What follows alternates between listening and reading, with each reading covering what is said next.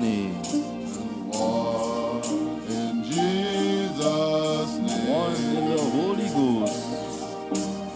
One in the Holy Lord, make us one. Oh Lord, make us Every day. one every day. Oh Lord, make us one. Oh Lord, make us one. Lord, make us one. Lord, make us one. Lord, make us one. Oh Lord, make us one. Every day. Every day. One in Jesus' name. One in Jesus' name. One in the Holy Ghost. One in the Holy Ghost. Lord, make us one.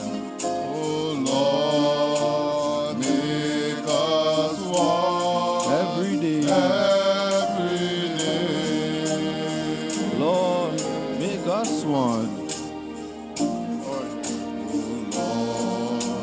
Make us one. Lord, make us one.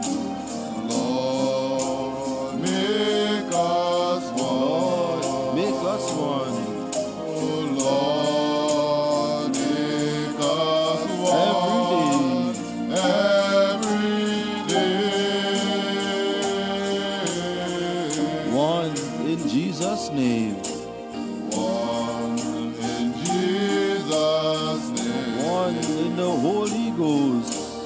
One in the Holy Ghost. Oh Lord, make us one. Oh Lord, make us Every day. one. Every day. Oh Lord, make us one.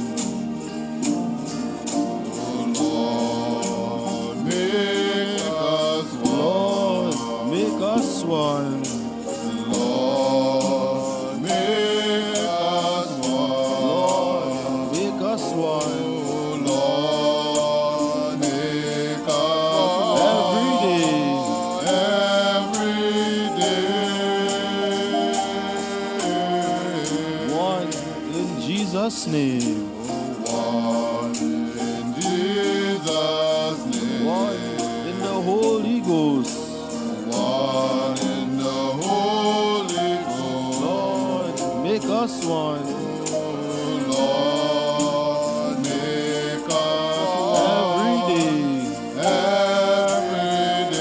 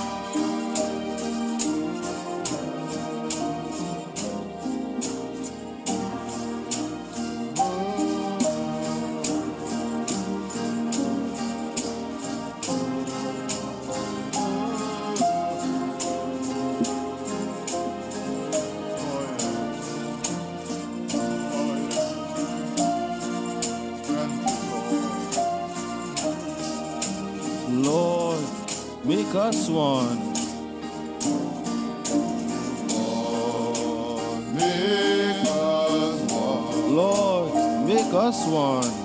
Lord, make us one. Lord, make us one. Lord, make us Every day. One in Jesus' name. One in Jesus' name. One in the Holy Ghost.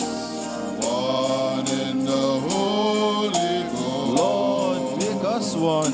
Oh, Lord, make us Every day. every day. Oh Lord, make us one.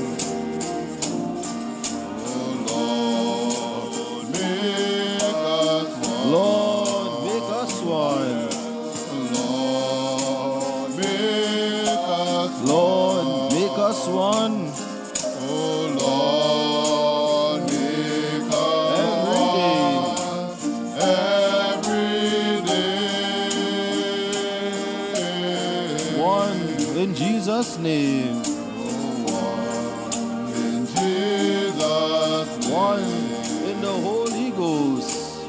One in the Holy Ghost. Lord, make us one. Oh, Lord, make us one. Every day. Every day. Oh Lord, make us one. Lord, make us one. Oh Lord, make us one. Lord, make us Lord, make us one. Every day.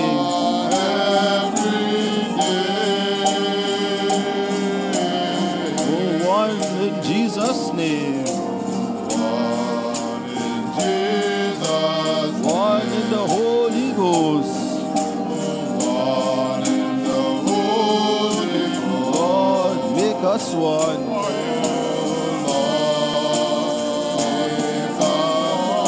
Every day. Oh Lord, please make us one.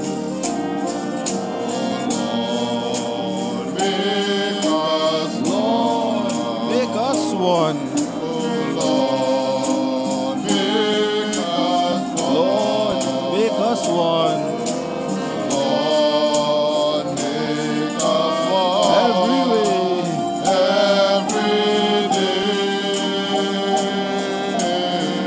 Oh, one in Jesus' name. One in the Holy Ghost.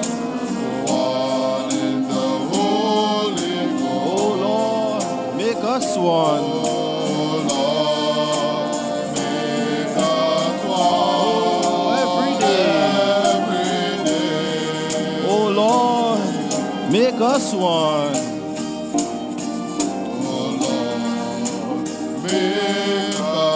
Lord, make us one. Lord, make us one.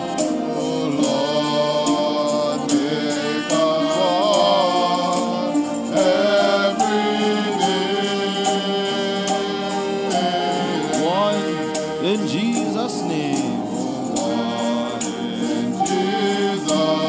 Oh, one in the Holy Ghost. Lord,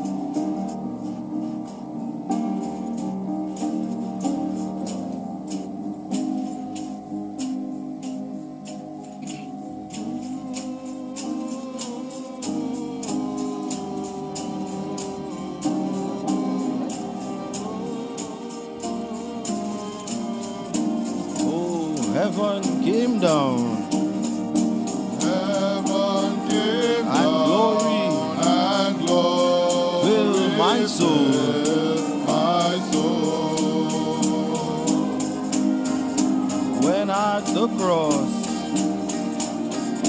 When at the the cross, Savior my Savior made me whole. made me whole.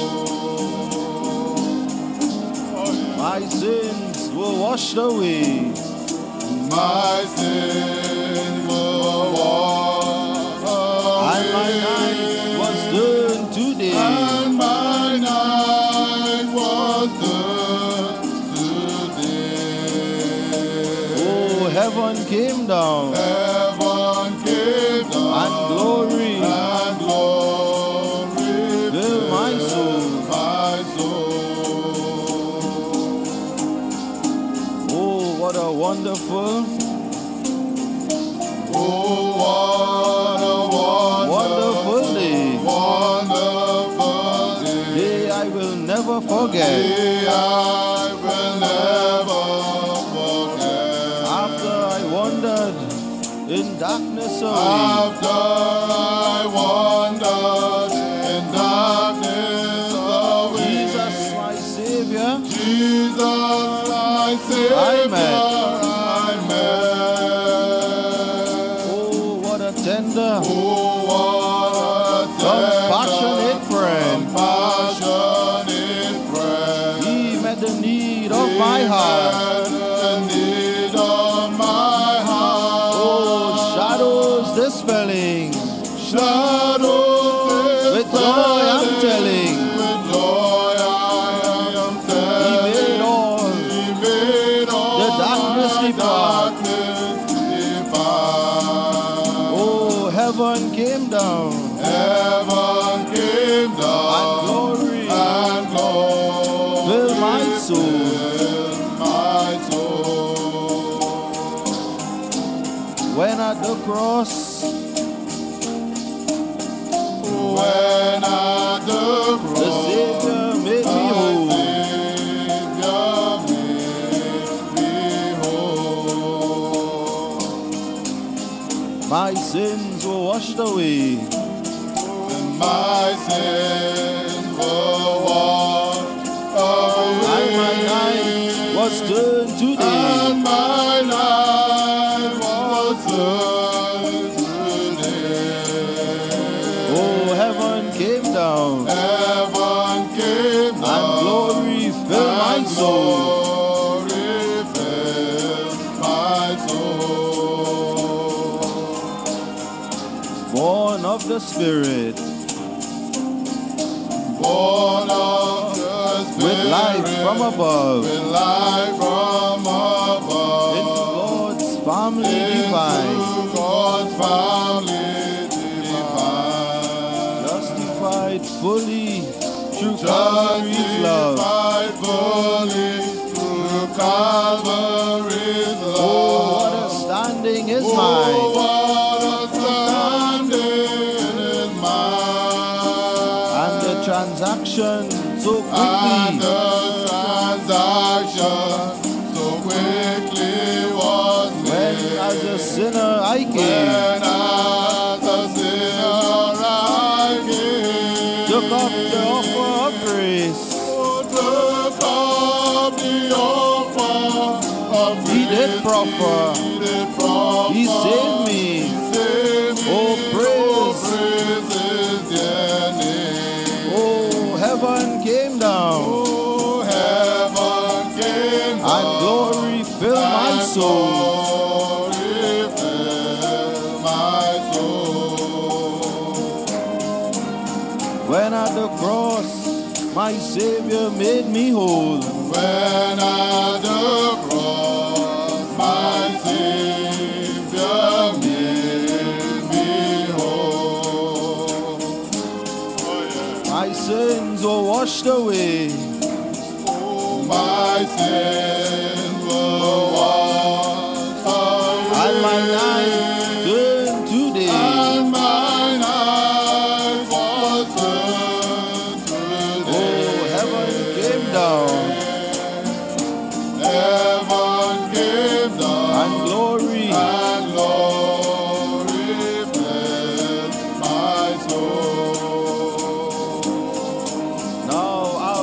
hope that will surely endure.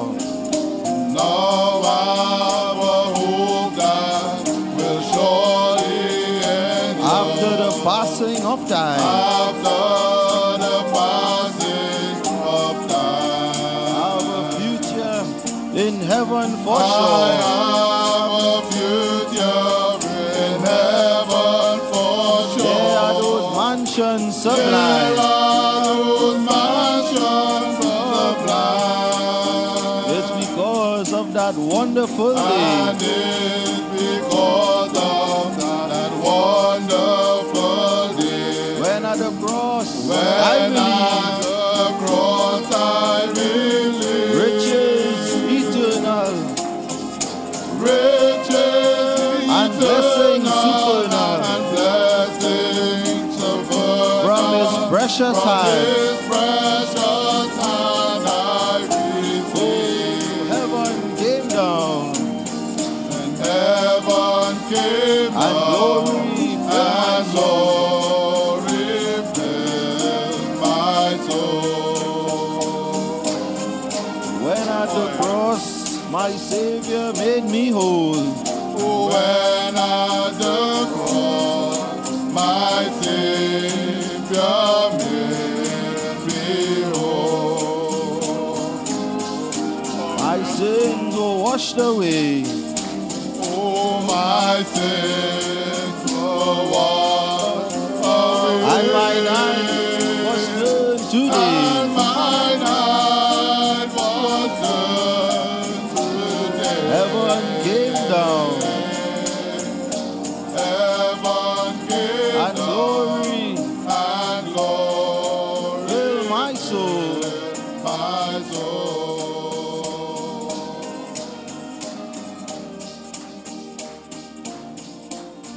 இந்த காலையில் மீண்டுமாக கூடாரத்தில் இருப்பது என்பது நிச்சயமாகவே ஒரு ஸ்லாக்கியமாகவே உள்ளது. நான் அப்படியே வேட்படைந்து கொண்டிருக்கிறேன். பின்னால் உள்ள அநேகரால் கேட்க முடியவில்லை என்று சகோதரன் நெவில் கூறினார். அங்கே பின்னால் உள்ளவர்களே, இப்பொழுது உங்களால் நான் பேசுவதை மிக நன்றாக கேட்க முடிகிறதா? சரியாக உள்ளதா? சரி, நான் சிறு உருவம் கொண்டவனாயிருக்கிறேன். எனவே நான் பேசுவதை ஜனங்கள் எல்லா பக்கங்களில் இருந்தும் கேட்டறிந்து கொள்ளும்படி நான் அதிக சத்தமிட வேண்டியதாய் உள்ளது. எனவே நான் பொதுப்பணித்துறை நிர்வாகத்தில் பணிபுரிந்து கொண்டிருந்த போது ஒரு சமயம் நடந்தது என் நினைவிற்கு வருகிறது. நான் வழக்கமாகவே பெருந்தலை பகுதிகளை கொண்ட ஆணிகளை புதை மிதியடியில் வைத்து தைத்து உருவாக்கப்படும் பெரிய காலணிகளையே அணிந்து கொண்டு உயர்வான மின்னிணைப்பு பாதைகளில் இருந்து நடந்து வருவதுண்டு. அப்பொழுது நான் படிகளில் மேலேறி வந்து கொண்டிருந்தேன். அப்பொழுது என்னுடைய நண்பர் ஒருவர், திருமதி ஈலாட் என்பவர், மின்தொடர் பிணைப்பு பலகையிடத்தில் இருந்தார். அங்குள்ள திரு சிந்தர் அவர்களே, நீங்கள் அவளை மிக நன்றாக அடையாளம் கண்டுகொள்வீர்கள் என்று நான் நிச்சயம் நம்புகிறேன். ஆகவே எடித், பெல்லி, நான் எப்போதும் கண்டுள்ளவர்களில் சிறிய உருவம் கொண்ட நபராயிருந்தும் நீர் மிக அதிகமான சத்தத்தை ஏற்படுத்துகிறீர்கள் என்றார். இந்த பெருந்தலை பகுதிகளை கொண்ட ஆணிகளை புதை மிதியடியில் கொண்டுள்ள காலணிகளை அணிந்து சத்தமாக ஒலி எழுப்பிக் கொண்டே படிகளில் நடந்து மேலேறி செல்வேன். நான், பாருங்கள் எடித், நான் மிக சிறு உருவம் கொண்டவனாக இருக்கிறேன். எனவே நான் சுற்றிலும் ரோந்து வந்து கொண்டிருக்கிறேன் என்பதை எல்லோரும் அறிந்து கொள்ளும்படிக்கு நான் அதிக சத்தத்தை உண்டு பண்ண வேண்டியதாக இருக்கிறது என்றேன். நான் சற்று முன்னர் தொலைபேசியில் தொடர்பு கொள்ள உள்ளே சென்றேன். அப்பொழுது சகோதரன் நெவில் அவர்கள், என்னுடைய நல்ல நண்பர் சகோதரன் ராய் ராபர்ட்சன் அவர்கள் சுகவீனமாய் இருக்கின்ற காரணத்தின் நிமித்தமாய் இக்காலை ஆராதனைக்கு வர இயலாமல் தொலைவில் இருக்கிறார். அவர் ஒரு பல்லை பதித்து வைத்திருந்தார். எனவே அது நோய் நுண்மங்களை பரப்பி நச்சுப்படுத்தி அவருக்கு காய்ச்சலை ஏற்படுத்த காரணமாயிற்று. எனவே அவர் அதை பிடுங்கி எடுக்க வேண்டியதாய் உள்ளது. அதை தாமதமின்றி செய்ய வேண்டும் என்று நான் நினைக்கிறேன். ராய் அவர்கள் நமக்கு இங்கு ஒரு தகப்பனை போல இருந்து வருகிறார். எனவே நாம் அவரை நேசிக்கிறோம்.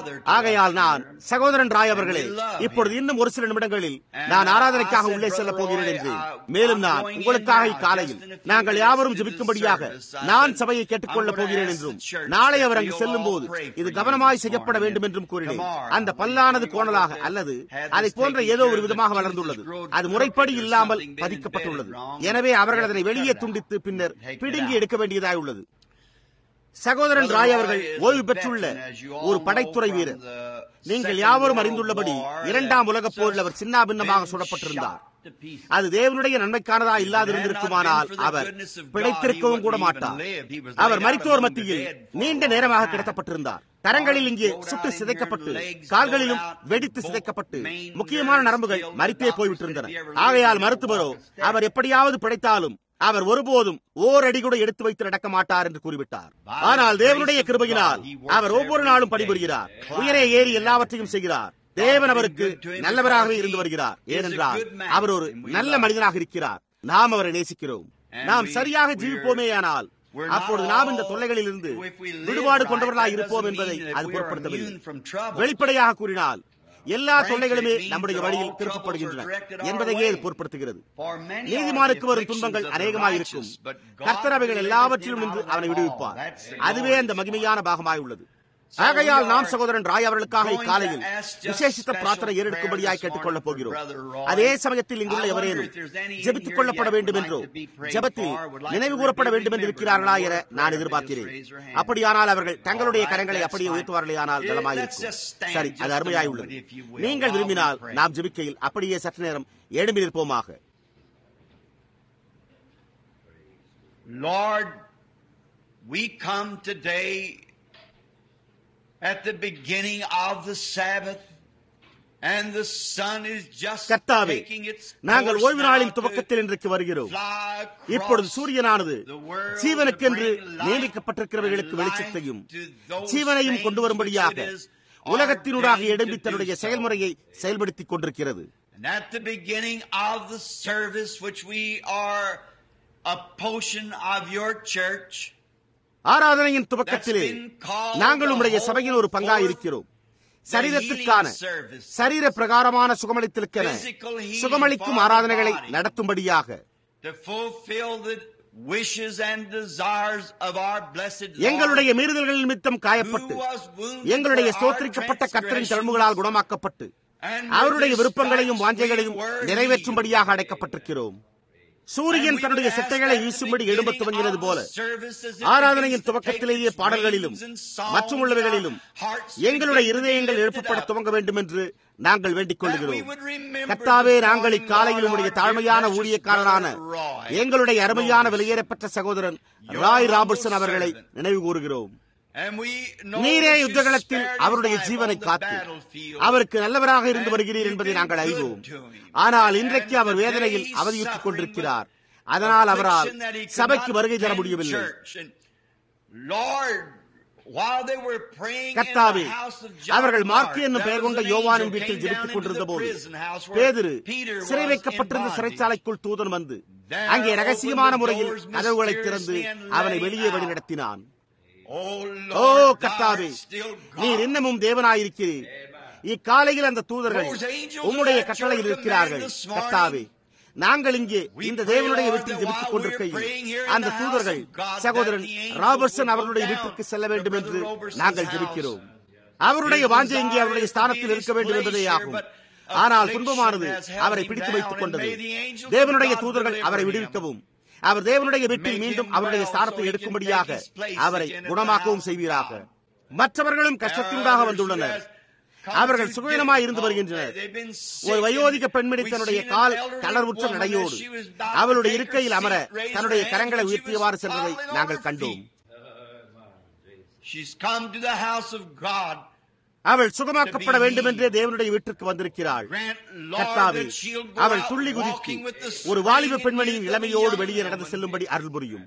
தங்களுடைய கரங்களை உயர்த்தின மற்ற எல்லோரும் அவர்களில் அநேகர் மேலே உயர்த்தினர். ஏனென்றால் நீதிமானுக்கு வரும் துன்பங்கள் அநேகமாயிருக்கும், கர்த்தர் அவைகள் எல்லாவற்றிலும் நின்று அவனை விடுவிப்பார் என்று எழுதப்பட்டிருக்கிறதோ முன்னமே மேற்கோள் காட்டப்பட்டு வருகின்றது.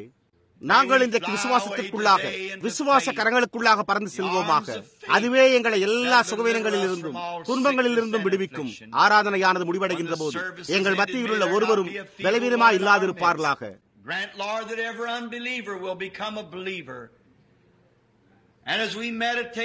கர்த்தாவே, ஒவ்வொரு அவிசுவாசியும் ஒரு விசுவாசியாக மாற அருள் புரியும். நாங்கள் உம்முடைய வார்த்தையின் பேரில் தியானிக்கையில் பரிசுத்த ஆவியானவர் அதை எடுத்து எங்களுடைய இருதயங்களில் அதை வைத்து அது வார்த்தையின் கனியாக மாறும் வரைக்கும் அதற்கு தண்ணீர் பாய்ச்சுவாராக. நாங்கள் எங்களுடைய தலைகளை தாழ்மையாய் தாழ்த்தி இதை இயேசுவின் நாமத்தில் கேட்கையில் கர்த்தாவே, எங்களுக்காக இதை செய்யும். ஆமேன். நீங்கள் அமரலாம்.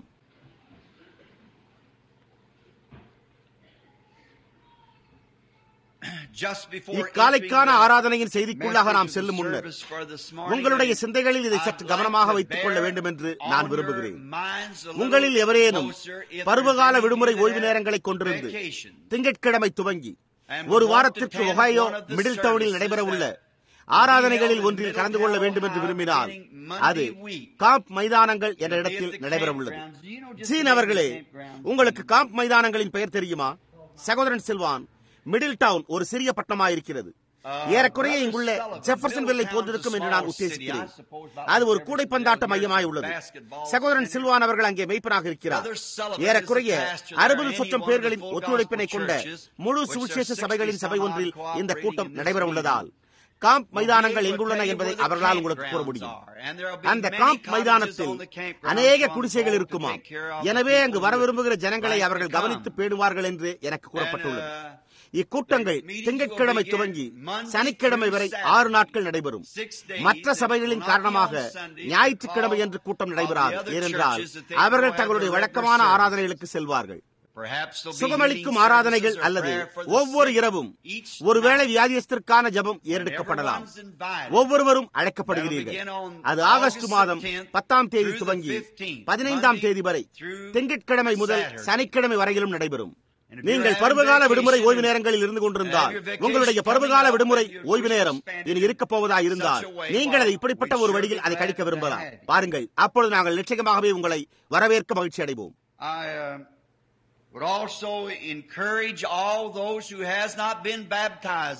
கிறிஸ்தவ ஞானஸ்தானம் பண்ணப்பட்டிராத யாவரும் இக்காலையில் தரித்திருந்து அதை குறித்து சிந்திக்கும்படி உற்சாகப்படுத்த நானும் கூட விரும்புகிறேன். இப்பொழுதிலிருந்து ஏறக்குறைய 45 நிமிடங்களுக்குள் தொடர்பிருக்கும் ஞானஸ்தான ஆராதனைக்கு ஆயத்தமாயிருங்கள். அப்படித்தான் துவங்கும் என நான் எண்ணுகிறேன். அது இங்கே சபையிலே துவங்கும். ஜனங்களை கிறிஸ்தவ ஞானஸ்தானத்தில் ஞானஸ்தானம் பண்ணும்படி உற்சாகப்படுத்த நாங்கள் மிகவும் சாதகமான மனமுடையவர்களாயும் ரட்சிப்பிற்கு அது இன்றியமையாததாயும் உள்ளது என்பதை அறிந்தவர்களாயும் இருக்கிறோம். ஏனென்றால் இது நம்முடைய கர்த்தரால் கடைசி கட்டளையாக, சபைக்கான அவருடைய கடைசி கட்டளையாக எழுதப்பட்டது. அதாவது அவர் கடைசியாக சபைக்கு கட்டளையிட்ட போது அவர், நீங்கள் உலகமெங்கும் போய் சர்வ சிருஷ்டிக்கும் சுவிசேஷத்தை பிரசங்கியுங்கள், விசுவாசம் உள்ளவனாகி ஞானஸ்தானம் பெற்றவன் ரட்சிக்கப்படுவான் என்றார். ஆகையால் நாம் முழுக்க ஞானஸ்தானம் பண்ணப்படுவது இன்றியமையாதது என்பதை நாம் அறிவோம்.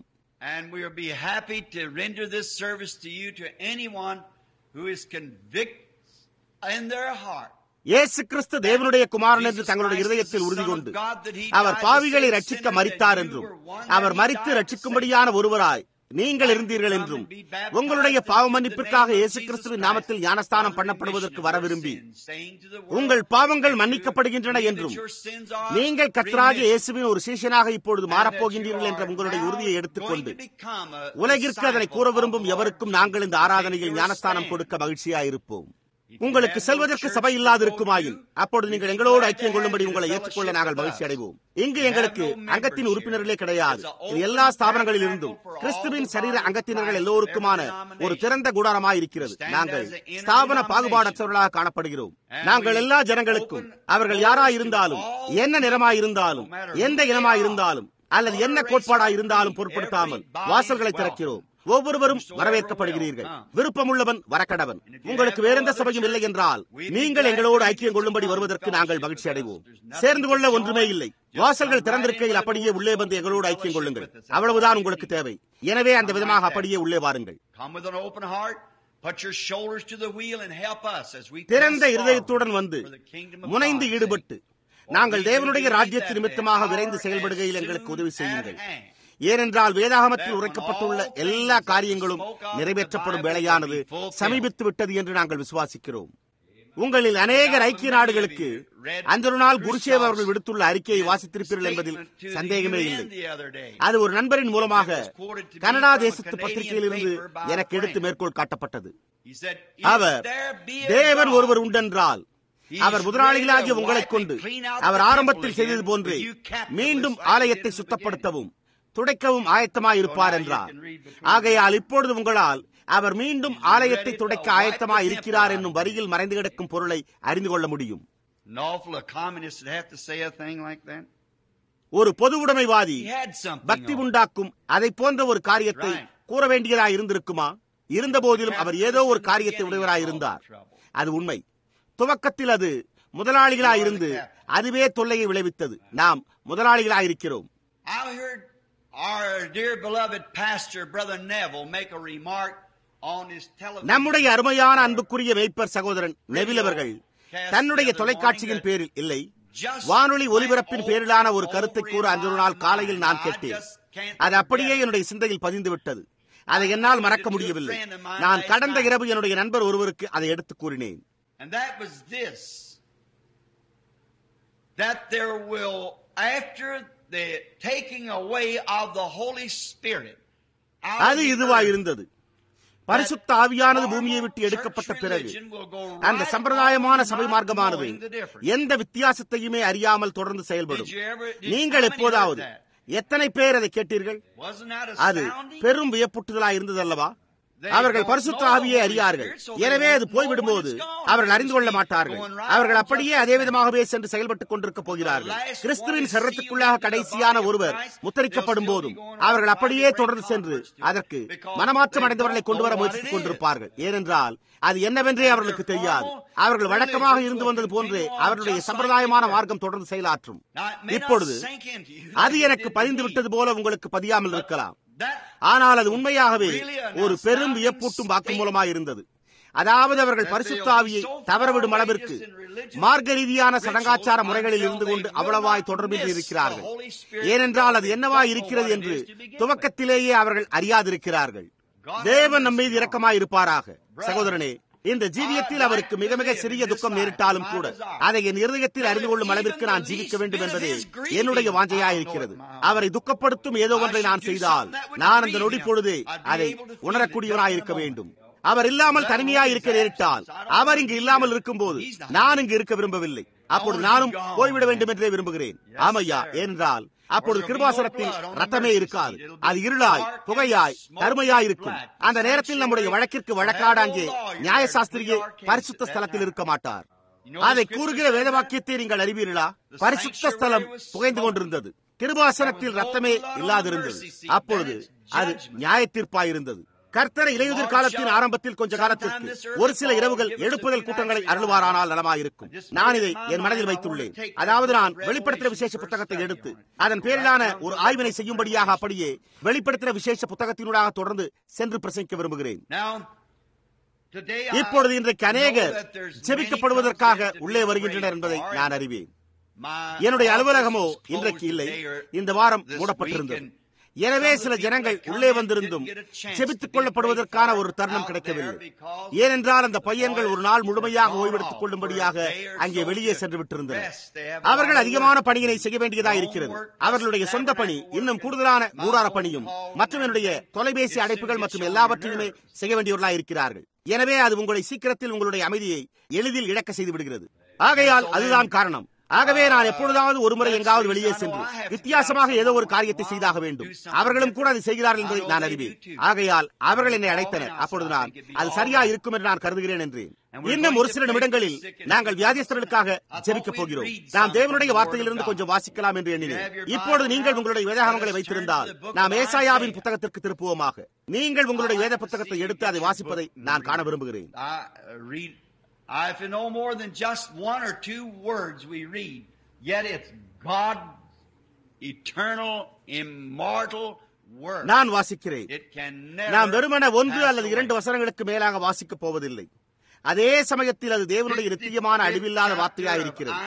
அது ஒருபோதும் ஒழிந்து போக முடியாது. ஏசாயா 55ஆம் அதிகாரத்தில் நித்திய ரட்சிப்பு என்றுள்ள தலைப்பு. Ho, every one that thirsteth, come ye to the waters. And he that has no money, தாகமாய் இருக்கிறவர்களே, நீங்கள் எல்லோரும் தண்ணீர்கள் அண்டைக்கு வாருங்கள். பணம் இல்லாதவர்களே, நீங்கள் வந்து வாங்கி சாப்பிடுங்கள். நீங்கள் வந்து பணமுமின்றி விலையுமின்றி திராட்சரசமும் பாலும் கொள்ளுங்கள். Why do you spend money for that which is not bread? And your labor for that which satisfieth not. நீங்கள் அப்பமல்லாததற்காக பணத்தையும் திருப்தி செய்யாத பொருளுக்காக உங்கள் பிரயாசத்தையும் செலவழிப்பானேன். நீங்கள் எனக்கு கவனமாய் செவி கொடுத்து நலமானதை சாப்பிடுங்கள். அப்பொழுது உங்கள் ஆத்துமா கொழுப்பான பதார்த்தத்தினால் மகிழ்ச்சியாகும். Incline your ear and come unto me. Hear உங்கள் செவியை சாய்த்து என்னிடத்தில் வாருங்கள், கேளுங்கள், அப்பொழுது உங்கள் ஆத்துமா பிழைக்கும். தாவீதுக்கு அருளின நிச்சயமான கிருபைகளை உங்களுக்கு நித்திய உடன்படிக்கையாக ஏற்படுத்துவேன்.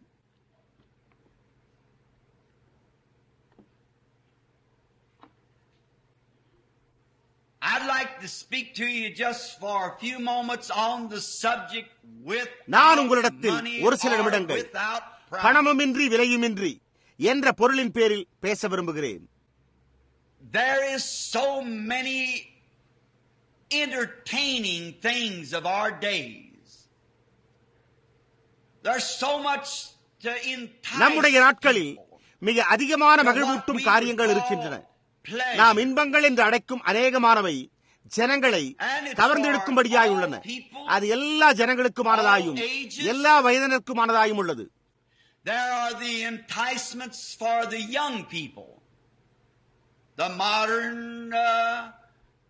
வாலிப ஜனங்களுக்கான கவர்ச்சியூட்டுதல்களாக நவநாகரிக நடனங்கள், அசைந்து உருண்டாடும் நடன விருந்துகள் மற்றும் அவர்கள் கொண்டுள்ள இசையும் அதனோடு இசைந்து செல்வதற்காகவே உள்ளது. எனவே அது கலை நிகழ்ச்சிக்கான முழுமையான கவர்ந்தெடுத்தலாய் உள்ளது. ஒரு பிள்ளை எப்படிப்பட்ட ஒரு நல்ல வீட்டில் வளர்க்கப்பட்டிருந்தாலும், எப்படித்தான் சரியானதை செய்ய அதற்கு கற்பிக்கப்பட்டிருந்தாலும், அது எனக்கு ஒரு பொருட்டே அல்ல. அந்த பிள்ளையானது புதிய பிறப்பின் அனுபவத்தை ஏற்றுக்கொள்ளாதிருக்குமானால், அப்பொழுது அது அசைந்து உருண்டாடும் நடன இசையை கேட்கிற மாத்திரத்தில் அந்த இசையானது அப்பிள்ளையினுடைய கவனத்தை கவர்ந்து விடுகிறது.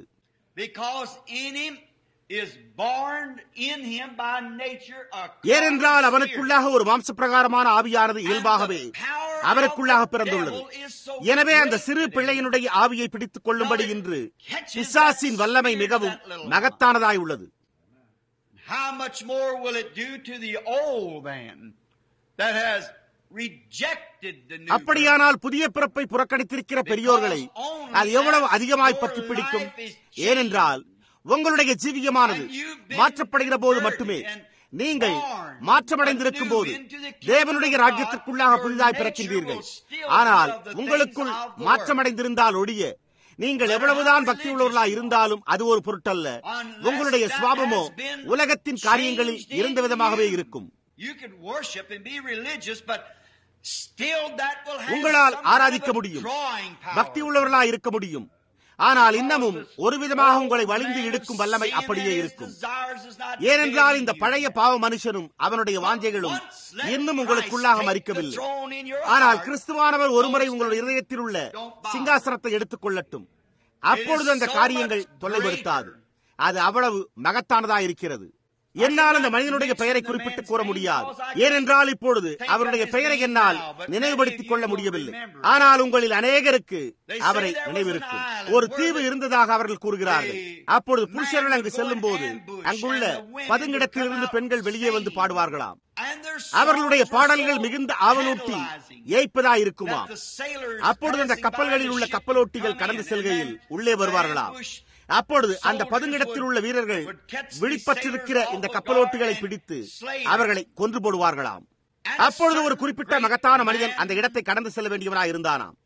ஆனால் அவனோ தன்னுடைய கப்பலோட்டிகளை கொண்டு தன்னை ஒரு கப்பற்பாய்மர கம்பத்தில் கட்ட செய்து அவனால் கூச்சலிட்டு கதற முடியாதபடிக்கு அவனுடைய வாயில் ஏதோ ஒன்றை வைத்து அடைத்துக் கொண்டானாம். அது மட்டுமின்றி தன்னுடைய கப்பலோட்டிகளும் கடந்து செல்லும் போது அதை கேட்கக்கூடாதபடிக்கு அவர்களுடைய காதுகளிலும் அடைப்பானை வைத்து அடைத்து விட்டானாம். அப்பொழுது ஸ்திரீகள் வெளியே வந்து நடனமாடி கூச்சலிட்டு பாடினார்களாம். அப்பொழுது அவன் பின்னாக கட்டப்பட்டிருந்த தன்னுடைய மணிக்கட்டுகளை முறுக்கி திருப்பி தன்னுடைய கப்பலோட்டிகளை நோக்கி திரும்பிச் செல்லுங்கள், திரும்பிச் செல்லுங்கள் என்று கூச்சலிடும் அளவிற்கு அது அவ்வளவு மகத்தானதாக இருந்ததாம். ஆனால் அவர்களோ அவன் கூறுவதை கேட்க முடியாதிருந்ததாம். ஏனென்றால் அவன் அவர்களுடைய காதுகளிலும் அடைப்பான்களை வைத்து விட்டிருந்தானாம். அதன் பின்னர் அவன் ஒரு குறிப்பிட்ட இடத்திற்கு பயணித்த போது அங்கு அவர்கள் அவனுடைய முகத்திரையை நீக்க வேண்டியதாக இருந்ததாம். இல்லை, அவனுடைய கரங்களை அவிழ்த்துவிட வேண்டியதாக இருந்ததாம். அப்பொழுது அவனும் அவர்களுடைய காதுகளிலிருந்து அடைப்பான்களை எடுக்க வேண்டியிருந்ததாம். பின்னர் அங்கே அவர்கள் வீதியில் நடந்து செல்கையில் அவன் முன்பு கேட்டதை போன்றில்லாத சிறந்த ஒரு இசையை அங்கே கேட்டானாம். அப்பொழுது அவன் அதன் அருகில் மீண்டும் கடந்து செல்கையில் அவர்கள், பெரிய கடற்கொள்ளைக்காரன், நாங்கள் உம்மை மீண்டும் கப்பர் பாய்மர கம்பத்தில் கட்டலாமா என்று கேட்டார்களாம். அவரோ, வேண்டாம், என்னை கட்டாமலே விட்டுவிடுங்கள், ஏனென்றால் என்னை ஒருபோதும் தொல்லைப்படுத்தாத அளவிற்கு, அந்த அளவிற்கு மிக மகத்தான ஒன்றை நான் கேட்டுவிட்டேனே என்றாராம். That's the way it is to a born again Christian. அந்த விதமாகத்தான் மீண்டும் பிறந்த ஒரு கிறிஸ்தவன் இருக்கிறான். அவர்கள் அசைந்து உருண்டாடும் நடனங்கள் மற்றும் இந்த உலகத்தின் கலை நிகழ்ச்சிகளை காட்டிலும் மிகவும் மகத்தான ஒன்றை கண்டறிந்துள்ளனர். அவர்கள் பரிசுத்த ஆவியினால் மகிழ்வூட்டப்படுகின்றனர். அது உலகமானது அவர்களுக்கு மரித்ததாய் இருக்கும் அளவிற்கு அவ்வளவு மகத்தானதாய் இருக்கிறது. But when you go to this cheap entertainment, you must remember that you got to take. ஆனால் நீங்கள் இந்த மலிவான பொழுதுபோக்கு கலை நிகழ்ச்சிகளுக்கு செல்லும் போது நீங்கள் ஏராளமான பணத்தை கொண்டு செல்ல வேண்டும் என்பதை நினைவில் கொள்ள வேண்டும். இந்த மாதிரியான விருந்துகளுக்கும் இந்த மாதிரியான நடனங்களுக்கும் தன்னுடைய பெண் சிநேகிதியை அழைத்து செல்கிற ஒரு வாலிப நபர் தன்னுடைய வார சம்பாத்தியத்தில் பெரும்பகுதியான பணத்தை கிரயமாக செலுத்தப் போகிறான்.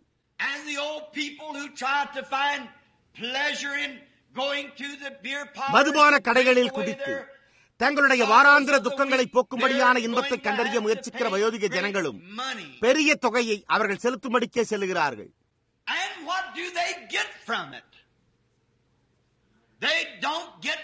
அவர்கள் அதிலிருந்து என்ன பெற்றுக் கொள்கிறார்கள்?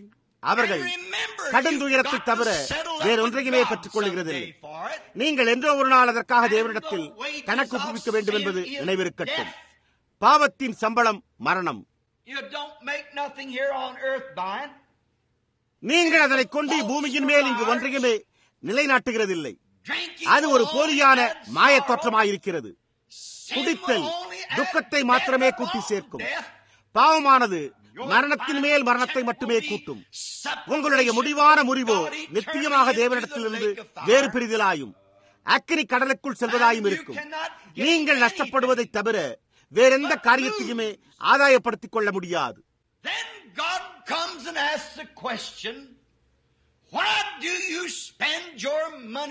ஆகையால் தேவன் வந்து, நீங்கள் திருப்தி செய்யாத அந்த பொருள்களுக்காக ஏன் உங்களுடைய பணத்தை செலவழிக்கிறீர்கள்?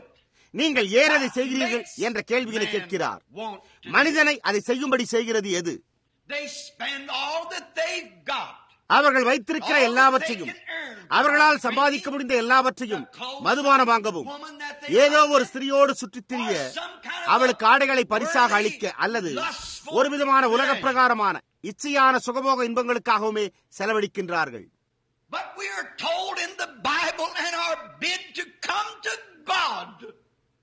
ஆனால் நித்திய சந்தோஷத்தையும் நித்திய ஜீவனையும் பணமுமின்றி விலையுமின்றி வாங்கிக் கொள்ளும்படிக்கு தேவனிடத்தில் வர அழைப்பிடப்பட்டிருப்பதாக வேதத்தில் நமக்கு கூறப்பட்டுள்ளது. அந்த காரியங்களோ திருப்தி அளிக்க முடியாது. அவைகளின் முடிவு நித்திய மரணமாய் உள்ளது.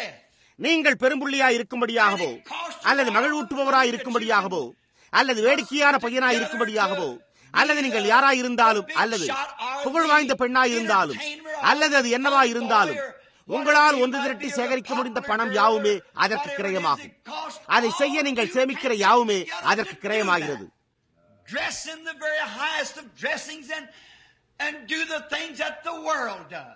மிகவும் உயரிய ஆடைகளை உடுத்தி உலகம் செய்கிற காரியங்களை செய்தாலும் நித்திய அக்கினையின் ஒரு சரிகட்டுதலை மாத்திரமே அறுப்பீர்கள். அப்பொழுது தேவன் ஏன் என்று கேட்பார்.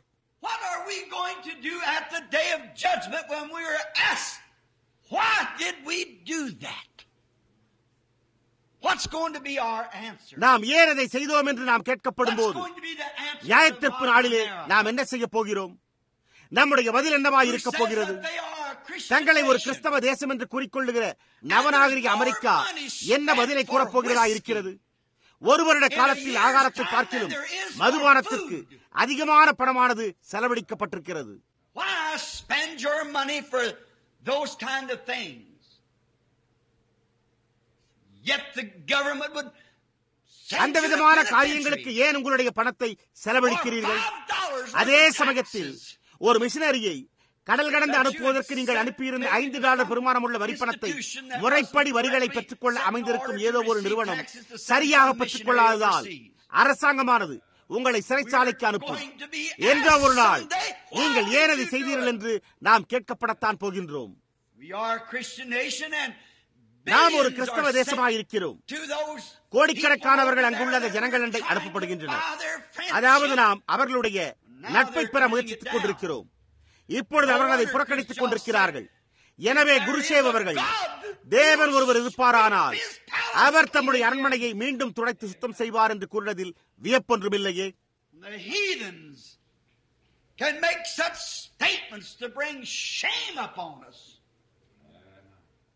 நம்மீது அவமானத்தை கொண்டு வரும்படியாக அஞ்ஞானிகளால் இத்தகைய அறிவிப்புகளை கூற முடிகிறது. அது என்ன ஒரு முட்டாள்தனமான காரியமாயிருக்கிறது. நாமோ நம்மை கிறிஸ்தவர்கள் என்றே அழைத்துக் கொள்கிறோம். தேவன் வந்து பணமுமின்றி விலையுமின்றி நித்திய ஜீவனை பெற்றுக் கொள்ளுங்கள் என்றார். என்றென்றைக்கும் ஜீவிக்கும்படியான ஜீவன். நாம் அதன் பேரில் நம்முடைய புறமுதுகை காட்டி அவருடைய முகத்தை பார்த்து எள்ளி நகையாடுகிறோம். அந்நாளில் நாம் என்ன செய்ய போகிறோம்? அது என்னவா இருக்க போகிறது? தேவன் முனைந்து செயலாற்றும்படியான காரியங்களை நமக்கு அளித்து, நமக்கு பணத்தையும் அளித்து, வானத்தின் கீழ் நம்மை ஐஸ்வர்யமான தேசமாக ஆக்கியிருப்பாரேயானால், அப்பொழுது தேவன் அதனை கொண்டு நாம் என்ன செய்தோம் என்று கேட்கப் போகிறார். நாம் ஏன் நம்முடைய பணத்தை திருப்தி செய்யாத காரியங்களுக்காக செலவழிக்கிறோம்? ஒரு தேசத்துக்கு மட்டுமல்ல, ஆனால் அது ஒவ்வொரு தனிப்பட்ட நபர்களுக்குமானதாக இருக்கும். சிலரையிலிருந்து கோடிக்கணக்கான டாலர்கள் வரை செலவழிக்கப்படும் ஒவ்வொன்றுக்குமே ஆகும். மனிதர்கள் ஒருவர் மற்றொருவரை கொண்டு விடுகின்றனர். நான் அண்மையில் பத்திரிகையில் வந்த ஒரு கட்டுரையை வாசித்தேன். அதில் ஒரு வேட்டை முகாமில் 2 பையன்கள் பணிபுரிந்து கொண்டிருந்தார்களாம். அதில் ஒருவனுக்கு 5 பிள்ளைகள் இருந்தனவாம், மற்றவனுக்கோ 2 பிள்ளைகள் இருந்தனவாம். அவர்களில் ஒருவனை தற்காலிகமாக பணியிலிருந்து நீக்கி வைத்திருக்க வேண்டியதா இருந்ததாம். அப்பொழுது 2 பிள்ளைகளை உடைய அந்த பையன்களில் ஒருவன், இல்லை 5 பிள்ளைகளை உடையவன், 2 பிள்ளைகளை உடையவனை பார்க்கலும் அதிக ஊதிய பணி அவனுக்கு தேவைப்பட்டதை உணர்ந்து அவனோடு வேட்டைக்கு சென்று அவனுடைய முதுகில் அவனை சுட்டுவிட்டானாம். பணமே அந்த விதமான ஒரு தேசமாயும் அந்த விதமான ஓர் உணர்வுடையதாயும் அது ஜனங்களை அதிகாரம் செலுத்துகிற ஒரு விதமான ஆவியாயும் இருக்கிறது. ஆகையால் புதிய பிறப்பானது இருக்க வேண்டியது எவ்வளவு இன்றியமையாததாய் உள்ளது என்பதை உங்களால் காண முடியும். நீங்கள் மறுபடியும் பிறக்க வேண்டும். அது இருக்கத்தான் வேண்டும். பணமின்றி என்னிடத்தில் வந்து வாங்கிக் கொள்ளுங்கள். எனவே என்னிடத்தில் பணம் இல்லை என்று உங்களால் கூற முடியாது. உங்களுக்கு எந்த பணமும் தேவையே இல்லை. அது இலவசமாய் அளிக்கப்படுகிறது. அமெரிக்கர்களாகிய நாம் ஒவ்வொன்றுக்காகவும் நம்முடைய வழியில் பணத்தை செலவழிக்கும்படியான அவ்வளவு சாதகமான மனச்சாய்வுடையவர்களாய் இருக்கிறோம். அதுவே நம்முடைய கொள்கை குரலாய் இருக்கிறது. நாம் எல்லா காரியங்களுக்காகவும் பணம் செலுத்துகிறோம். நாம் பணம் வைத்துள்ளோம். நம்முடைய டாலர் நோட்டுகள் ஏழ்மையாய் இருக்கிற மற்ற நாடுகளுக்கும் சென்று ஒளிர்கின்றன. பெருமையானதும் நேர்த்தியானதுமான எல்லாவற்றுக்குள்ளும் உள்ளே நடந்து சென்றால் சுற்றுலாவினர் அங்கே உள்ளே வருவதை நீங்கள் காண்கிறீர்கள். அமெரிக்கர்கள் அவர்களுக்கு உணவளிக்கிறார்கள். அந்த காரியம் தேவனுடைய பார்வையில் அசுத்தமானதாயும் கீர்த்தனமான ஆதாய வருமானமாயும் உள்ளது. அது பரலோகத்திற்கு செல்லும் நம்முடைய வழியை கொள்ளாது. ஆனால் அமெரிக்காவில் உள்ள ஒவ்வொரு காரியத்திற்கும் நாம் நம்முடைய வழியில் பணம் செலுத்த வேண்டும். நீங்கள் உணவு விடுதிக்கு செல்லுகிறீர்கள். நீங்கள் உங்களுடைய இரவு உணவினை புசிக்கிறீர்கள். அப்போது நீங்கள் மேஜையின் மீது உணவினை பரிமாறுபவளுக்கு இனாமாக கொஞ்சம் பணம் வைக்கவில்லை என்றால் அங்கே முகசுளிப்பு அவளுடைய முகத்தில் உண்டாகிறது. அந்த நிறுவனத்தினால் அவளுக்கு செலுத்தப்படுகிற ஊதியத்தின்படியே அவள் பணிபுரிந்து கொண்டிருக்கிறாள். ஆயினும் உங்களுடைய கட்டணத்தோடு குறைந்தபட்சம் 10% அல்லது சற்று கூடுதலாக செலுத்த வேண்டியதாய் உள்ளது. நீங்கள் அவ்வாறு செலுத்தவில்லை என்றால் அந்த உணவு பரிமாறுபவள் உங்களை ஒரு கஞ்சனை போல அல்லது ஒரு விதமான பணப்பேராசை கொண்டவன் என்பதை போல இழிவாக பார்ப்பாள். அவள் தன்னுடைய பணத்தை சம்பாதித்துக் கொண்டிருக்கிறாள். அதை செய்வது ஒரு அவமானமாயும் ஒரு வெட்கக்கேடுமாயும் இருக்கிறது என்றே நான் கருதுகிறேன். அது இந்த தேசத்தின் மீதான பரிதாபமான நியாயத்தீர்ப்பாய் இருக்கிறது என்றே நான் கருதுகிறேன். வழக்கமாக நல்ல ஜனங்கள் நல்ல இடங்களில் அதை அனுமதிக்க மாட்டார்கள். ஆனால் இவை யாவுமே ஒரு பெரிய ஆவிக்குள்ளாக சென்று கொண்டிருக்கின்றன. நான் ஒரு ரயிலில் பயணம் செய்து கொண்டிருந்தேன். நான் ஒரு சிறு கைப்பெட்டியை ஒரு கையிலும் மற்றொரு கையில் ஒரு பெரிய பெட்டியையும் என்னுடைய சவர பொருட்களை கொண்ட சிறு பையை கையின் கீழே வைத்துக் கொண்டு நடந்து சென்று கொண்டிருந்தேன். அப்பொழுது மூட்டைகளை சுமப்பவன் ஒருவன் வந்து, நான் அதை உங்களுக்காக தூக்கிக் கொண்டு வரலாமா என்று கேட்டான். நானோ, ஓ ஐயா, நான் அங்குள்ள அந்த ரயில் வண்டியின் இடத்திற்குத்தான் சென்று கொண்டிருக்கிறேன். உமக்கு நன்றி, மிக்க நன்றி என்று கூறினேன். ஓ, அது ஏறக்குறைய வெறுமன 30 கஜ தூரம் மட்டுமே. அவனோ, நான் தூக்கி வருவேன் என்றான். எனவே அவன் அந்த சிறு கைப்பெட்டியை எடுத்துக்கொண்டு அதை தூக்கிக் கொண்டு நடந்து வந்தான். பாருங்கள், அவன் அங்கு வந்தடைந்த உடனே நான் ஒரு கால அவனுக்கு ஏற்கனவே கட்டணம் செலுத்தப்பட்டிருக்கும் என்றும், ஆனாலும் நான் அவனுக்கு $1/2 பணம் தரலாம் என்று எண்ணினேன். அநேகமாக அவன் சம்பளத்திற்கு பணிபுரிபவனாய் இருக்கலாம். ஆயினும் என்னுடைய பொருட்களை ஏறக்குறைய இந்த கூடாரத்தின் கடைசி முனை வரை உள்ள தூரத்திற்கு சுமந்து கொண்டு வந்து அங்கே அவன் இந்த ரயிலில் ஏற்றினபடியால் நான் ஒரு நிமிடம் இரு என்று கூறி, நான் முதலில் ரயிலில் ஏறிக்கொண்டு என்னுடைய சட்டைப்பையில் கையை விட்டு பணம் எடுத்து பின்னர் நான் அவனுக்கு $1/2 கொடுத்தேன். அதற்கு அவனோ ஒரு நிமிடம் என்றான். நான், ஐயா, இதற்கு என்ன என்று கேட்டேன். அதற்கு அவனோ, நான் 3 பைகளை கொண்ட சுமையை உமக்காக சுமந்து வந்தேனே என்றான்.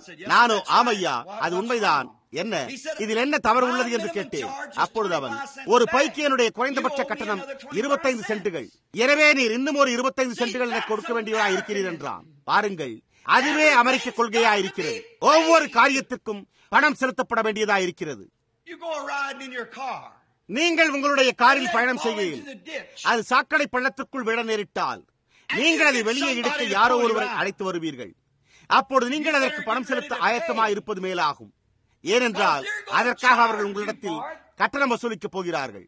சேதத்திலிருந்து மீட்கும் ஒருவர் வந்து உங்களை மீட்கிறார். அவர் 1 மைல் தூரம் என்று அவ்வளவாய் அளவிட்டு உங்களிடத்தில் கட்டணம் வசூலிப்பார். விவசாயியாக இருப்பாரானால் அவருடைய எந்திர கலப்பை வண்டியினால் வெளியே எடுக்க கிட்டத்தட்ட எல்லாவற்றுக்குமே கட்டணம் வசூலிப்பார். அது அதைவிட மோசமாக இருக்கும். நீங்கள் செய்து முடிக்கும் ஒவ்வொரு காரியத்திற்காகவும் நீங்கள் பணம் செலுத்த வேண்டும். ஒவ்வொரு காரியத்திற்கும் செலுத்த வேண்டியது பணமே ஆகும்.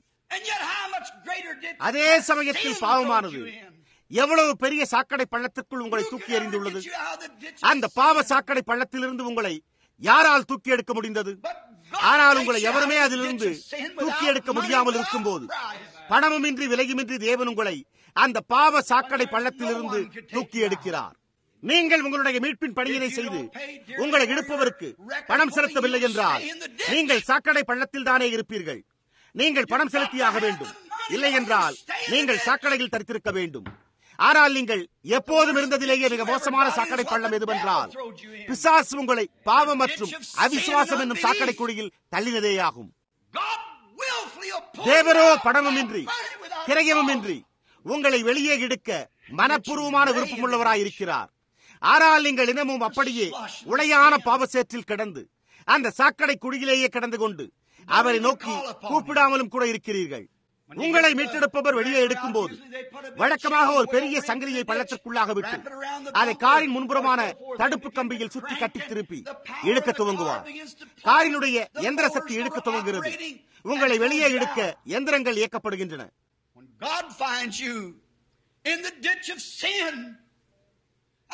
தேவன் உங்களை பாவத்தின் பள்ளத்தில் கண்டறியும் போது நீங்கள் அவரை கூப்பிடுவதை கேட்கும் போது அவர் கல்வாரியில் சுற்றப்பட்டிருந்த தேவ அன்பு என்னும் ஒரு சங்கிலியை கீழே அனுப்ப அது உங்களுடைய இதயத்திற்குள்ளாக கொக்கி போட்டு பிடித்துக் கொள்ள அங்கே பரிசுத்தாவின் வல்லமையை வைத்து இழுக்க துவங்குகிறார். அது உங்களுக்கு எந்த கிரயத்தையுமே கேட்கிறதில்லை. ஆனால் அதே சமயத்தில் நாமோ பள்ளத்திலேயே கிடக்கிறோம். ஏனென்றால் நம்மால் அதற்கு நம்முடைய சட்டைப்பையிலிருந்து கிரயம் செலுத்த முடியவில்லை. அமெரிக்கர்களாகிய நாமோ நம்முடைய சட்டைப்பையிலிருந்து நம்மால் அதற்கு கிரயம் செலுத்த முடியும் என்று நினைக்கிறோம். ஆனால் உங்களால் முடியாது. அது பணமுமின்றி விலையுமின்றதாய் உள்ளது. நீங்கள் அதற்கு சபையிலேயும் கிரயம் செலுத்துகிறதில்லை. இயேசுவானவரோ கல்வாரியிலே அதற்கு கிரயம் செலுத்திவிட்டார். ஆனால் ஜனங்களோ அதை குறித்து வெட்கப்படுகின்றனர். அவர்கள் அதை தங்களுடைய வழியில் பெற விரும்புகிறார்கள். நீங்கள் அதை பெற்றுக் கொள்ளும்படியான ஒரு வழியை தேவன் உடையவராய் இருக்கிறார். நீங்கள் அதை ஏற்றுக்கொள்வீர்களானால் அது இலவசமானதாய் உள்ளது. வழக்கமாக அவர்கள் உங்களை பள்ளத்திலிருந்து எடுக்கும் போது நீங்கள் முழுவதும் கீறலடைந்து காயமடைந்து நீங்கள் மருத்துவமனைக்கு செல்ல வேண்டியிருக்கும். அவர்கள் உங்கள் பேரில் சேவை செய்ய துவங்குவதற்கு முன்னர் ஒரு காரியம் செய்யப்படுகிறது. அதாவது அவர்கள் யார் உங்களுடைய ரசீதுக்கு கட்டணம் செலுத்தப் போகிறார்கள் என்றும் நாங்கள் காயங்களுக்கு தையிலிடப் போவதாயிருந்தால் நாங்கள் அதில் எண்ணெயை வார்க்கப் போவதாயிருந்தால் அந்த இரத்த விஷத்திலிருந்து பாதுகாக்க உங்களுக்கு சில நோய் தடுப்பு ஊசிகளை போடுவோம். எனவே நீர் எந்த காப்பீட்டு திட்டத்தை உடையவராயிருக்கிறீர் என்று கேட்பார்கள். அவர்கள் ஒரு காரியத்தை செய்வதற்கு முன்பு அதற்கு பணமானது ஆயத்தமாயிருக்க வேண்டும். ஆனால் நம்முடைய கர்த்தர் தம்முடைய அன்பின் சங்கிலியை உங்களுடைய இருதயத்தை சுற்றிலுமாய் இணைத்து உங்களை பாவ பள்ளத்திலிருந்து இழுக்கும் போது அவர் நொறுங்குண்ட ஒவ்வொரு இருதயத்தையும் குணமாக்கி எல்லா பாவத்தையும் எடுத்து போடுகிறார். அது இனி ஒருபோதும் உங்களுக்கு எதிராக நினைவு கூறப்படாதபடிக்கு அந்த கிரய சீட்டு மறதி என்னும் சமுத்திரத்தில் போடப்படுகிறது. வாருங்கள், பணமும் இல்லை, விலையும் இல்லை. நீங்கள் எவ்வளவுதான் ஆழ்ந்த துயருக்குட்பட்டிருந்தாலும் கவலையே பட வேண்டியதில்லை. நீங்கள் எவ்வளவுதான் நொறுக்கப்பட்டிருந்தாலும் உங்களுடைய குடும்பங்கள் எவ்வளவோ செய்திருந்தாலும் அல்லது நீங்கள் என்ன செய்திருந்தாலும் அதற்கு கிரைய கட்டண ரசீதே கிடையாது. அவர் இருதய வேதனைகளை குணப்படுத்தி உங்களுடைய எல்லா துயரங்களையும் எடுத்து போடுகிறார். நம்முடைய மீறுதல்களின் நிமித்தம் அவர் காயப்பட்டு, நம்முடைய அக்கிரமங்களின் நிமித்தம் அவர் நொறுக்கப்பட்டார். நமக்கு சமாதானத்தை உண்டு பண்ணும் ஆக்கினை அவர் மேல் வந்தது. அவருடைய தழும்புகளால் குணமாகிறோம். இவை யாவுமே இலவசமானதாய் உள்ளது. நாம் தவறான ஆவியினால் ஆதிக்கம் செலுத்தப்படுகின்ற காரணத்தால் நாம் அதை ஏற்றுக்கொள்ள மாட்டோம். நாம் தேவனுடைய ஆவியினால் சகல சத்தியத்திற்குள்ளும் நம்மை வழிநடத்துகிற, நமக்கு வழிகாட்டுகிற, வேதாகமத்தின்படியே நம்மை ஆயத்தப்படுத்துகிற பரிசுத்த ஆவியினால் ஆதிக்கம் செலுத்தப்படுவதற்கு பதிலாக உலகத்தின் ஆவியினால், ஒரு தேசத்தின் ஆவியினால் ஆளுகை செய்யப்படுகின்றோம். கொஞ்ச காலத்துக்கு முன்னர் நான் மத நம்பிக்கையற்ற ஒருவனிடத்தில் பேசிக் கொண்டிருந்தேன். அப்பொழுது அவன், திரு பிரணாம் அவர்களே, இதை குறித்து சிந்தியுங்கள். எல்லா துன்பமும் நிறைந்த இந்த ஜீவியத்தில் நாம் ரட்சிக்கப்பட்டிருக்கிறோம் என்று சில யூத நூல்களில் உள்ளதே நாம் பெற்றுள்ள ஒரே காரியமாகும் என்றான்.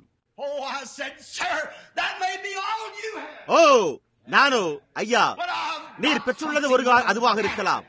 ஆனால் நான் அதை காட்டிலும் சற்று மேலான ஒன்றை பெற்றிருக்கிறேன். நான் அதை எழுதின அந்த ஒருவருடைய ஆவியை பெற்றிருக்கிறேன். அது இதனை உறுதிப்படுத்துகிறது. ஒவ்வொரு வாக்குதத்தையும் அதனை அப்படியே தத்ரூபமாக்குகிறது என்றேன். அதை எப்படி ஏற்றுக்கொள்ள வேண்டும் என்று அவர் அறிந்திருக்கவில்லை.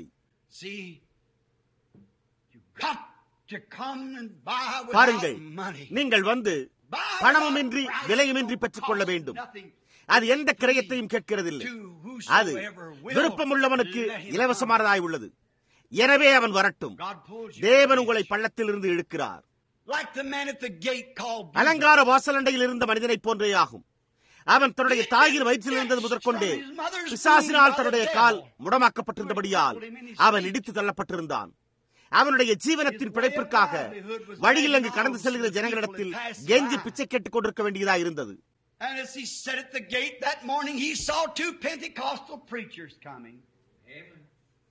அப்பொழுது அவன் அந்த வாசலண்டையிலே காலையில் அமர்ந்திருந்த போது அவன் 2 பெந்தேகோஸ்தே பிரசங்கிமார்கள் வருவதை கண்டான்.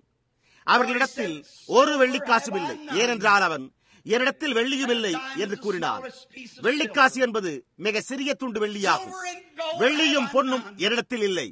அந்த மனிதன் இந்த விதமான ஏதோ ஒரு காரியத்தை நினைத்திருப்பான் என்று நான் நினைக்கிறேன். என்னுடைய பிச்சை பாத்திரத்தை எடுக்க வேண்டியதில்லை. அவன் ஒரு கால் போதுமான பணத்தை சேமிக்க முயற்சித்துக் கொண்டிருந்திருக்கலாம். அவன் 40 வயதுடனாயிருந்தான். அவன் பலவீனம் அடைந்திருந்தபடியால் அவனுடைய கணுக்காலில் இடுப்பு காலுறை தளப்பட்டைகளை கொண்ட ஒரு ஜோடி காலணிகளை வைத்தியர்கள் அவனுக்கு நடக்கும்படி செய்து தர ஒரு கால அவன் போதுமான பணத்தை சேமிக்க முயற்சித்துக் கொண்டிருந்திருக்கலாம்.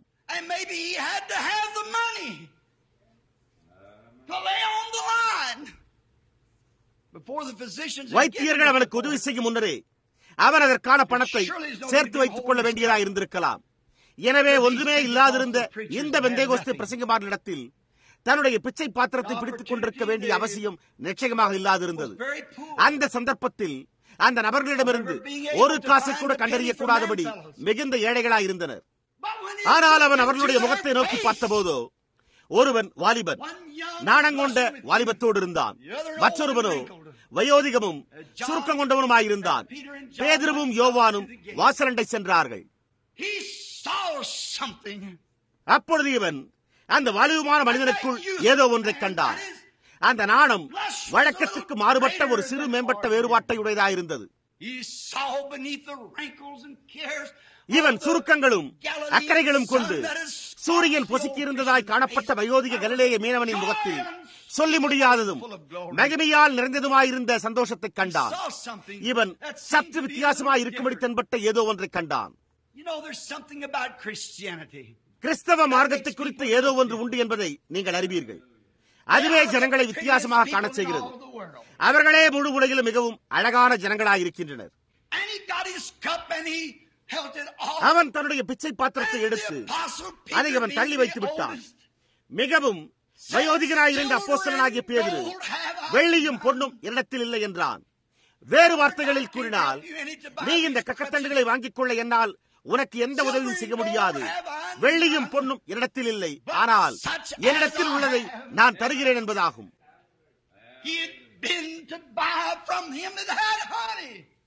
இவன் தேனும் ரட்சிப்பின் திராட்சரசமான சந்தோஷத்தை அவரிடமிருந்து பெற்றுக் கொள்ள வேண்டியதாக இருந்தது. இவன் பெந்தேகோஸ்தே நாளுக்கு பின்னர் 2 அல்லது 3 நாட்கள் கழித்து அங்கு வந்திருந்தான். அங்கு ஏதோ காரியம் சம்பவித்திருந்தது. young man sprung with a great big amen to it and looked into his face. அந்த வாலிப மனிதன் அதற்கு மகத்தான ஒரு பெரிய ஆமென் என்பதோடு துள்ளி அவனுடைய முகத்தை நோக்கி பார்த்தான். என்ன சம்பவித்தது? அந்த இரக்கத்தின் சங்கிலி, அதாவது நான் வியாதிஸ்தரின் மேல் மனதுருக்கமாய் இருக்கிறேன் என்று உரைத்தவரின் மனதுருக்கம், இந்த வயோதிக மீனவனுடைய இதயத்தில் அதே ஆவியின் மனதுருக்கம் உண்டாயிருந்தது. எனவே அவன், பணத்தை பொறுத்த மட்டில் என்னிடத்தில் ஒன்றுமில்லை, ஆனால் லட்சக்கணக்கான மடங்கு அதனுடைய ஸ்தானத்தை எடுத்துக் கொள்ளும் ஒரு காரியத்தை நான் பெற்றிருக்கிறேன், அப்படிப்பட்டது என்னிடத்தில் உள்ளதே என்றான். இப்பொழுது நினைவிருக்கட்டும், பேதுரு ஒரு யூதனாயிருந்தான். அவர்கள் இயற்கையாகவே பணத்தை விரும்புகிறவர்கள். ஆனால் இந்த யூதனோ மனமாற்றம் அடைந்திருந்தார். என்னிடத்தில் உள்ள அப்பேற்பட்டதை நான் உனக்கு விற்கிறேன் என்றல்ல, ஆனால் என்னிடத்தில் உள்ளதை நான் உனக்கு தருகிறேன். Such as I have, I haven't got a penny in my pocket. I couldn't buy a loaf of bread. அப்பேற்பட்டது என்னிடத்தில் உள்ளது. நான் என்னுடைய சட்டை பையில் ஒரு பைசா கூட வைத்திருக்கவில்லை. என்னால் ஒரு ரொட்டி துண்டையும் வாங்க முடியாது. என்னால் எதையுமே வாங்க முடியாது. என்னிடத்தில் ஒரு பைசா கூட இல்லை. ஆனால் என்னிடத்தில் உள்ளதை நீ அதை பெற்றுக்கொள்ள முடிந்தால் நான் உனக்கு தருவேன். ஏனென்றால் அது எனக்கு கொடுக்கப்பட்டுள்ளது. அதுதான் நமக்கு தேவை. என்னிடத்தில் உள்ளதை நான் உனக்கு தருகிறேன். What do you have, sir? I've been up to him that sells milk and honey without price. ஐயா, நீர் என்ன வைத்திருக்கிறீர்? நான் விலையின்றி பாலும் தேனும் விற்போரிடத்திலிருந்து வருகிறேன். நான் அதை உனக்கு தருவேன். நீ அதற்காக ஒன்றையும் எனக்கு தர வேண்டியதில்லை. நீ அதை பெற்றுக்கொள்ள கூடுமானால் நான் அதை உனக்கு தருவேன். கட்டணத்திற்கு வழங்கும் ஒருவரை போன்று இல்லாமல் கட்டணமின்றி கொடுப்பவர்கள் போலவே. ஏனென்றால் இலவசமாய் பெற்றீர்கள், இலவசமாய் கொடுங்கள். அது வெறுமன 3 நாட்களுக்கு முன்னால் அளிக்கப்பட்ட அவருடைய கர்த்தரின் கட்டளையாயிருந்தது. நீங்கள் உலகமெங்கும் போய் சர்வ சிருஷ்டிக்கும் சுவிசேஷத்தை பிரசங்கியுங்கள். விசுவாசம் உள்ளவனாய் ஞானஸ்தானம் பெற்றவன் ரட்சிக்கப்படுவான், விசுவாசியாதவனோ ஆக்கரிக்குள்ளாக தீர்க்கப்படுவான். விசுவாசிக்கிறவர்களால் நடக்கும் அடையாளங்களாவன. என் நாமத்தினாலே பிசாசுகளை துரத்துவார்கள், நவமான பாஷைகளை பேசுவார்கள், சாவுக்கு ஏதுவான யாதொன்றை குறித்தாலும் அது அவர்களை சேதப்படுத்தாது. அவர்கள் சர்ப்பங்களை எடுத்தாலும் அது அவர்களுக்கு தீங்கு விளைவிக்காது. நீங்கள் இலவசமாக பெற்றிருக்கிறபடியால் இலவசமாக கொடுங்கள். அந்த யூதன் மனமாற்றம் அடைந்திருந்தான். அமெரிக்காவில் நமக்கு தேவைப்படுகிறது என்னவென்றால் நம்முடைய மத சம்பந்தமான சடங்கு முறைகள் சிலவற்றின் ஸ்தானத்தை எடுக்கும் பரிசுத்த ஆவியின் மாற்றமே ஆகும்.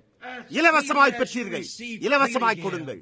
Such as I have, give I thee in the name of Jesus Christ of Nazareth. Rise up and walk. என்னிடத்தில் உள்ளதை நான் உனக்கு தருகிறேன்.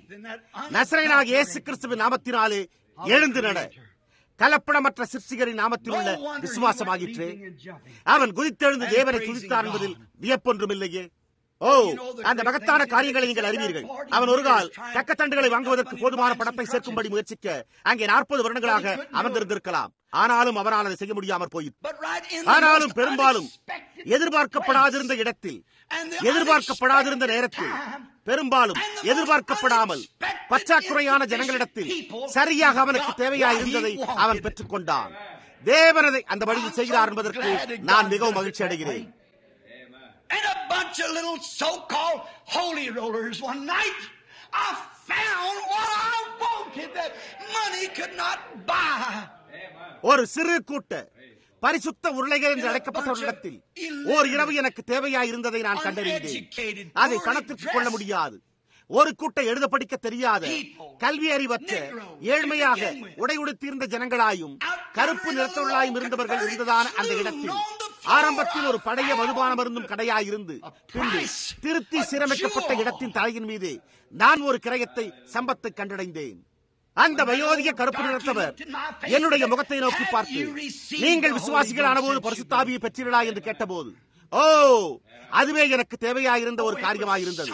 அந்த ஜனங்களுக்கு மத்தியில் அதை கண்டறியும்படி நான் எதிர்பார்க்கவே இல்லை. ஆனால் எனக்கு தேவையாயிருந்ததை அவர்கள் உடையவர்களாயிருந்தனர். The UN today, they wouldn't accept what we got, but that's what they need. இன்றைக்கு ஐநா நாம் பெற்றுள்ளதை அவர்கள் ஏற்றுக்கொள்ள மாட்டார்கள். ஆனால் அதுதான் அவர்களுக்கு தேவை.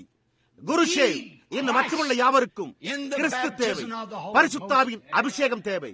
It'll change their dispositions. அதுவே அவர்களுடைய மனநிலைகளை மாற்றும். அது அவர்களை மனிதர்களாக்கி அவர்கள் வெறுக்கிறவர்களை சகோதரர்களாக்கும். அது பேராசையும் மனக்காழ்ப்பையும் சண்டை சச்சரவையும் எடுத்து போட்டு அன்பையும் சந்தோஷத்தையும் சமாதானத்தையும் நற்குணத்தையும் இரக்கத்தையும் ஏற்படுத்தும். ஆம், சில சமயங்களில் நீங்கள் எதற்காக எதிர்நோக்கிக் கொண்டிருக்கிறீர்களோ அதை அங்கே எதிர்பார்க்கப்படாத இடங்களில் கண்டறிகிறீர்கள்.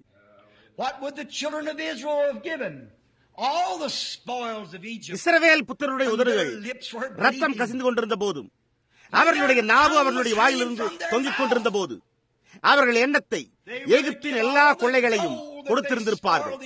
அவர்கள் நல்ல குளிர்ந்த குடிதண்ணீருக்காக எகிப்தியர்களிடத்தில் தாங்கள் கொள்ளையிட்ட எல்லா பொன்களையுமே கொடுத்திருந்திருப்பார்கள்.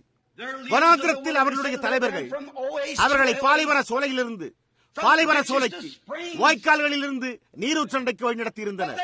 ஆனால் அவைகள் யாவும் வறண்டு போயிருந்தன.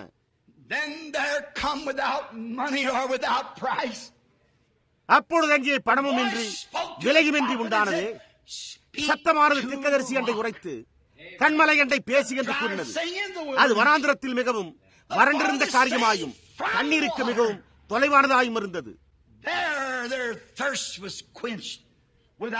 அங்கே அவர்களுடைய தாகம் பணமும் இன்றி விலையுமின்றி தடுக்கப்பட்டது. கண்மலை அண்டை பேசி, கண்மலைக்கு கட்டணம் செலுத்தி என்றில்லாமல் கண்மலை அண்டை பேசி என்பதாயிருந்தது. அவர் இன்றிரவும் அதே கண்மலையாயிருக்கிறார். அவர் ஒரு வறண்ட நிலத்தில் ஒரு கண்மலையாயிருக்கிறார். நீங்கள் அந்த வறண்ட நிலத்தில் யாத்திரை செய்து கொண்டிருந்தால் அந்த கண்மலை அண்டை பேசுங்கள். அவருக்கு கிரயம் செலுத்த வேண்டியதில்லை. அவர் அண்டை பேசுங்கள்.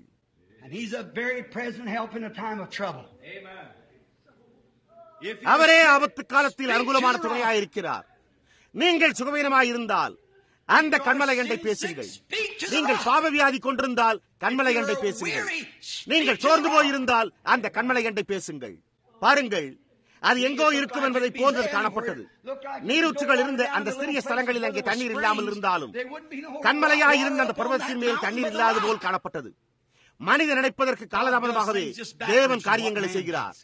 அந்த கண்மலை வனாந்தரத்தில் மிகவும் வறண்ட ஸ்தலமாயிருந்தது. ஆனால் அவர் கண்மலை அண்டை பேசுகின்றார். இன்றைக்கு ஜனங்கள் மிகவும் வஞ்சிக்கப்படுகின்றனர். அவர்கள் சென்று தங்களுடைய ஜெபங்களை கூறி அவர்களுக்காக ஒரு சில ஜெபங்களை கூறும்படியாக ஒரு பாதிரியாருக்கு கொஞ்சம் பணம் செலுத்தக்கூடுமானால் தங்கள் வழியூடாக செலுத்தினால் நலமாயிருக்கும் என்று அவர்கள் கருதுகிறார்கள். அவர்கள் எங்கோ ஒரு பெரிய சபையை கட்டினால் ஒரு பெரிய பணக்கார மனிதர் அதற்கு ஆதரவளிக்க, அதே சமயத்தில் அவர் தொடர்ந்து நிச்சயமாகவே ஜீவித்துக் கொண்டிருக்க அவருக்காக யாராவது ஒருவர் ஜெபிக்க வேண்டும். அவரும் அது அவ்வளவுதான் என்றே எண்ணிக்கொள்கிறார். தேவனுக்கு உங்களுடைய அசுத்தமான பணம் தேவைப்படுகிறது இல்லை. அவர் விரும்புகிற காரியமெல்லாம் உங்களுடைய பக்தியும் அவரண்டை பேசும்படியான உங்களுடைய ஜீவியமுமே ஆகும். தேவன் உங்களுக்கு பணத்தை அளித்திருக்கிறார். அதை திருப்தி செய்யாத பொருட்களுக்காக செலவழிக்காதீர்கள். திருப்தி செய்கிற பொருட்களுக்காக அதை செலவு செய்யுங்கள். ஆனால் உண்மையான பரிசுத்தமாகுதலை கொண்டு வரும்படியாக நீங்கள் அதை கண்மலை கண்டை பேசும் வரையில் நீங்கள் அதை பெற்றுக் கொள்ளவே முடியாது. அவர் பணமுமின்றி விலையுமின்றி ஜீவனை அளிக்கும் தண்ணீரை கொண்டு வந்தார். அவர்கள் குடித்து அவர்களுடைய ஒட்டகங்களும் குடித்து அவர்களுடைய பிள்ளைகளும் குடித்த போதும் அது இன்னமும் வனாந்திரத்தில் தண்ணீர் பாய்ந்தோடும் ஒரு ஊற்றாகவே இருந்தது. ஆகையால் அவர் இன்றைக்கும் இந்த விடாய்த்த பூமியில் அழிந்து போகும் ஜனங்களுக்கான கண்மலையாயிருக்கிறார். தன்னை விசுவாசிக்கிறவன் எவனோ அவன் கெட்டு போகாமல் நித்திய ஜீவனை அடைவான். கவனியுங்கள், ஒவ்வொரு இரவும் அவர்கள் அப்பத்தை குறித்து எதிர்பார்க்க வேண்டியதாக இருக்கவில்லை. அவர்களுடைய அப்பம் ஒவ்வொரு இரவும் அவர்கள் அண்டைக்கு புத்தம் புதியதாக கொண்டு வரப்பட்டது. இன்றைக்கு நாம் ஒரு துண்டு அப்பத்தை பெற புறப்பட்டு செல்கிறோம்.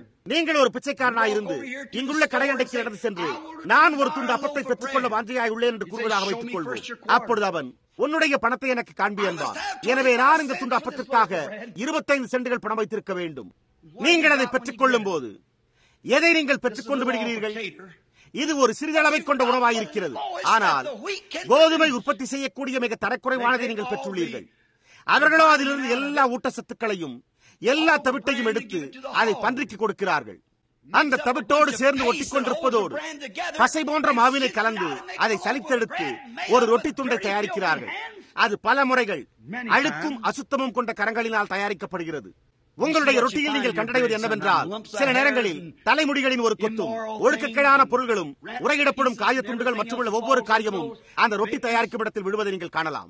பால்வினை நோய் கொண்ட பாவமுள்ள ஜனங்கள் மற்றும் ஒவ்வொரு காரியமும் அதற்குள் கலக்கின்றன.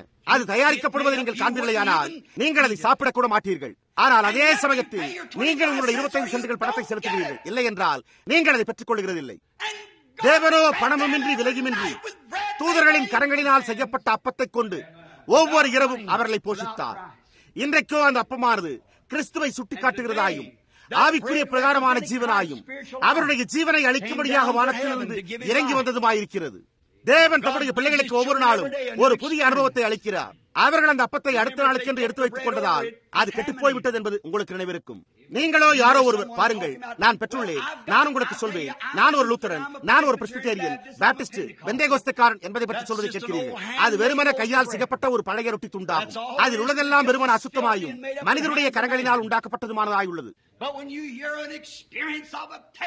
ஆனால் நீங்கள் இந்த காலை ஜெபத்தில் பரிசுத்த ஆவியானவர் என்னுடைய ஆத்துமாவை புத்தம் புதியதாய் அபிஷேகித்தார் என்ற ஒரு சாட்சியின் அனுபவத்தை புதியதாக கேட்கும் போது, ஓ சகோதரனே, அது தூதர்களின் ஆகாரமாயிருக்கிறது. அது ஒவ்வொரு நாளும் பரலோகத்தில் இருந்து அவர்களை புதியதாக போஷிக்கிறார். ஆசீர்வாதமான மழையே நமக்கு தேவை. இரக்கத்தின் துளிகள் நம்மை சுற்றிலும் விழுந்து கொண்டிருக்கின்றன. ஆனால் நாமோ மழைக்காகவே மன்றாடுகிறோம். ஓ ஆம் கர்த்தாவே, ஜீவ அப்பமாகிய கிறிஸ்துவை புதியதாக பரலோகத்திலிருந்து அனுப்பும். அதை என்னுடைய இதயத்திற்குள்ளாக விழவிட்டு அவருடைய மகத்தான பிரசன்னத்தை நான் அனுபவித்து மகிழ்வேனாக. அவர்கள் நிச்சயமாகவே நன்றியுள்ளவர்களாக இருந்தனர். அவர்கள் நன்றி அறிந்துள்ளவர்களாக இருந்தனர். தேவனுடைய ஆவியினால் பிறந்து பரிசுத்த ஆவியை பெற்றுக் கொள்ளுகிற எந்த மனிதரோ அல்லது ஸ்திரீயோ எப்பொழுதுமே நன்றி உள்ளவர்களாக இருப்பார்கள். என்ன சம்பவித்தாலும் கவலைப்படாமல் நீங்கள் நன்றி உள்ளவர்களாக இருப்பீர்கள். மலையின் மீது பிறந்து கூட்டு பையனாயிருந்த சிறுவன் பென்னியை போன்றே சுமார் 8 மாத குழந்தையாய் இருந்தபோதே அவனுடைய கண்களில் கண்படலங்கள் வளர துவங்கிவிட்டன. அவனுடைய பெற்றோர்களோ ஏழ்மையானவர்களாய் இருந்தனர். அவர்கள் பண்டைய மண்மேடான குன்றின் பக்கத்தில் வாழ்ந்து வந்தனர். அவர்கள் அந்த அறுவை சிகிச்சை மாத்திரமே சிறுவன் பென்னியினுடைய கண்களை காப்பாற்ற முடியும் என்றும் அதனால் மட்டுமே அவனால் காண முடியும் என்றும் அறிந்திருந்தனர். அவனோ அப்பொழுது சுமார் 12 வயது நிரம்பிய பையனாகிவிட்டிருந்தான். அவருடைய பெற்றோர்களால் வருடத்திற்கான அவர்களுடைய அப்பத்திற்கும் இறைச்சிக்கும் போதுமான பணத்தையே சம்பாதிக்க முடிந்தது. எனவே அவர்களால் அந்த அறுவை சிகிச்சைக்கு செலவிட முடியவில்லை. அப்பொழுது அக்கம் பக்கத்தில் உள்ள யாவரும் சிறுவன் பென்னி குருடனாகவே அங்குள்ள சிறு பிள்ளைகளிடம் விளையாட முயற்சிப்பதை கண்டனர். அவன் என்ன செய்து கொண்டிருந்தான் என்பதையே அவனால் காண முடியாது இருந்தது. எனவே அவர்கள் வருத்தப்பட்டனர். ஆகையால் அவர்கள் ஒவ்வொருவரும் அந்த வருடம் சற்று கூடுதலாகவே பயிரிட்டனர். அவர்கள் வெயிலில் சற்று கடினமாக உழைத்தனர். பின்னர் இலையுதிர் காலத்தில் விளைச்சல் விற்கப்பட்ட போது அவர்கள் அந்த பணத்தை கொண்டு சிறுவன் பென்னியை ரயிலில் ஏற்றி மருத்துவரிடம் அனுப்பினர். அவர்கள் அறுவை சிகிச்சையை வெற்றிகரமாக நிகழ்த்தினர். அந்த சிறுவன் பென்னி திரும்புகையில் அவன் ரயிலில் இருந்து இறங்கின போது அக்கம் பக்கத்தினர் யாவரும் சுற்றிலுமாய் திரண்டு கூடிவிட்டனர். அப்பொழுது அவனுடைய சிறிய பிரகாசமான கண்கள் மின்னின. அவன் அவர்களுடைய முகங்களை நோக்கி பார்த்தபோது அவன் கூச்சலிட்டு கதற துவங்கினான். அப்பொழுது நடத்துனர்களில் ஒருவர், மகனே, அந்த அறுவை சிகிச்சைக்கு என்ன கிரயம் ஆயிற்று என்று கேட்டார். அதற்கு அவரோ, திருவாளரே, இந்த ஜனங்கள் என்ன கிரயம் மதிப்புடையவர்கள் என்பது எனக்கு தெரியாது. ஆனால் அந்த கிரயத்தை செலுத்தின அவர்களுடைய முகங்களை என்னால் காண முடிகிறது என்பதற்கு நான் மிகவும் மகிழ்ச்சி அடைகிறேன் என்றான். அந்த விதமாகத்தான் நாம் உணர்கிறோம். தேவனுக்கு என்ன கிரயம் என்று எனக்கு தெரியாது. அவருக்கு மிகச்சிறந்ததாக இருந்த அவருடைய குமாரனை அவர் எனக்கு அளித்தார் என்பதை நான் அறிவேன். ஆனால் அவர் எனக்காக மரித்தார் என்பதை அறிந்து கொள்ளவும் அவருடைய முகத்தை நோக்கி பார்க்க முடிந்த இந்த ஆவிக்குரிய பார்வையை பெற்றுக் கொண்டதற்காகவும் நான் மிகவும் நன்றி உள்ளவனாக இருக்கிறேன். அவருக்கு என்ன கிரயம் என்று எனக்கு தெரியாது. அதை மதிப்பிட நமக்கு எந்த வழியுமே கிடையாது. கிரயமோ மிகவும் மகத்தானதாக இருக்கிறது. அது எவ்வளவு என்று என்னால் உங்களுக்கு கூற முடியவில்லை. ஆனால் நான் நன்றி உள்ளவனாக இருக்கிறேன். நான் நன்றி அறிதல் உள்ளவனாக இருக்கிறேன். அதாவது நான் ஒரு காலத்தில் கூட்டனாக இருந்தேன், இப்பொழுதோ என்னால் காண முடிகிறது. 25 வருடங்களுக்கு முன்னர் மேயோ சகோதரர்கள் என்னுடைய காலம் முடிவடைந்து விட்டது என்றும் இனி ஒருபோதும் என்னால் ஜீவிக்க முடியாது என்றும் என்னிடம் கூறின போதும் நான் இன்றைக்கு உயிரோடு இருக்கிறேன். நான் அதற்கு நன்றி உள்ளவனாக இருக்கிறேன். தேவனுக்கு என்ன கிரயம் என்று எனக்கு தெரியாது. ஆனால் நான் உயிரோடு இருக்கிறேன் என்பதற்கு நான் நன்றி உள்ளவனாக இருக்கிறேன். நான் ஒரு காலத்தில் ஒரு பாவியால் பாவத்தில் கட்டப்பட்டு மரணத்தில் உண்டாக்குகிற இருதய வேதனையோடு இருந்தேன். ஆனால் இன்றைக்கு மரணம் என்னுடைய ஜெயமாயிருக்கிறது. அல்லேலூயா! அது நான் நேசிப்பவருடைய முகத்தை நோக்கி பார்க்கக்கூடிய அவருடைய பிரசன்னத்துக்கு மாத்திரமே என்னை கொண்டு வரும். அவர் அறுவை சிகிச்சையினால் காரியத்தை மாற்றினார். அவர் என்னுடைய இதயத்தை எடுத்து அதை புதியதாக்கினார். ஏதோ காரியம் எனக்கு சம்பவித்ததை நான் அறிவேன். கடந்த இலையுதிர் காலத்தின் போது மினிசோட்டாவில் ஒரு செய்தித்தாளில் வெளிவந்தது. ஒரு நாள் காலையில் ஒரு சிறு பையன் தன்னுடைய இருசக்கர மிதிவண்டியை எடுத்துக்கொண்டு ஞாயிறு வேத பாட பள்ளிக்காக சபைக்கு சென்றானாம். பக்கத்தில் வசித்த மற்றொரு வாலிப மனிதனோ அவன் ஞாயிறு வேத பாடப்பள்ளியோடு எவ்வித ஈடுபாடும் கொண்டிருக்கவில்லை. எனவே அவன் தன்னுடைய பெண் சிநேகிதியை அழைத்துக் கொண்டு சறுக்கி விளையாட சென்றானாம். அந்த மனிதன் நன்கு வளர்ந்த புருஷனாயிருந்தான். அப்பொழுது அவன் மெல்லிய படிக்கட்டிக்குள் வடிக்கு விழுந்தான். அப்பொழுது அவன் அன்று காலைதான் அந்த சிறு பையன் வீதியில் சென்றபோது அவனை பார்த்து நகைத்து தன்னுடைய பெண் சிநேகிதியிடத்தில் அது அந்த சபைக்கு செல்கிற ஒரு கூட்ட மதவெறியர்கள் என்று கூறியிருந்தானாம். அவன் பனிக்கட்டினூடாக சென்று விழுந்தபோது அவனுடைய பெண் சிநேகிதியோ அவனிடத்திலிருந்து தூரமாயிருந்தாள். அவளோ அவனை பார்க்கிலும் எடை குறைந்தவளாயிருந்தாள். எனவே அவள் தப்பித்துக் கொண்டாள். ஆனால் அவன் எழும்பி தன்னுடைய கரங்களை பனிக்கட்டியின் மீது வைத்தபோது அவன் செயலற்ற நிலைமைக்குள்ளாக்கப்பட்டு பனிக்கட்டியின் மீது ஒட்டிக்கொண்டான். அப்பொழுது அவனுடைய பெண் சிநேகிதி அவனிடக்கு செல்ல முயன்றாள். ஆனால் அவள் மிகவும் பருமனாக இருந்தாள்.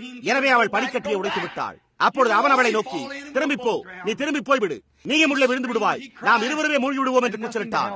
அவன் கதறினான். ஆயினும் அவனுக்கு உதவும்படிக்கு ஒன்றுமே இல்லாதிருந்தது. கொஞ்ச நேரம் கழித்து குன்றின் உச்சியிலிருந்து ஒரு சிறிய இருசக்கர மிதிவண்டி வந்தது.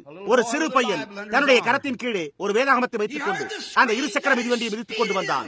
அப்பொழுது அவன் கூக்குரல்களை கேட்டான். உடனே அவன் தன்னுடைய சிறு இருசக்கர மிதிவண்டியை வேகமாக மிதித்து ஓட்டி வந்தான்.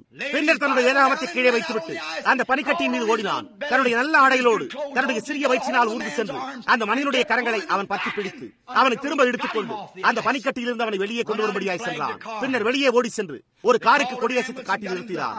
அப்பொழுது அவர்கள் நோயாளிகளை ஏற்றிச் செல்லும் விரைவு வாகனத்தை அழைத்து அவனை ஏற்றி மருத்துவமனைக்கு அனுப்பி வைத்தனர்.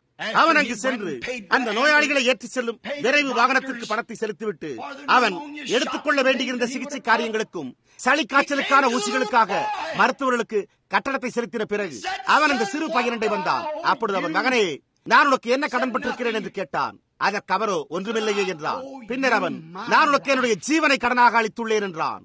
அதை குறித்து சிந்தித்து பாருங்கள். பணம் அதை செலுத்த முடியவில்லை, அது அவனுடைய ஜீவனாயிருந்தது.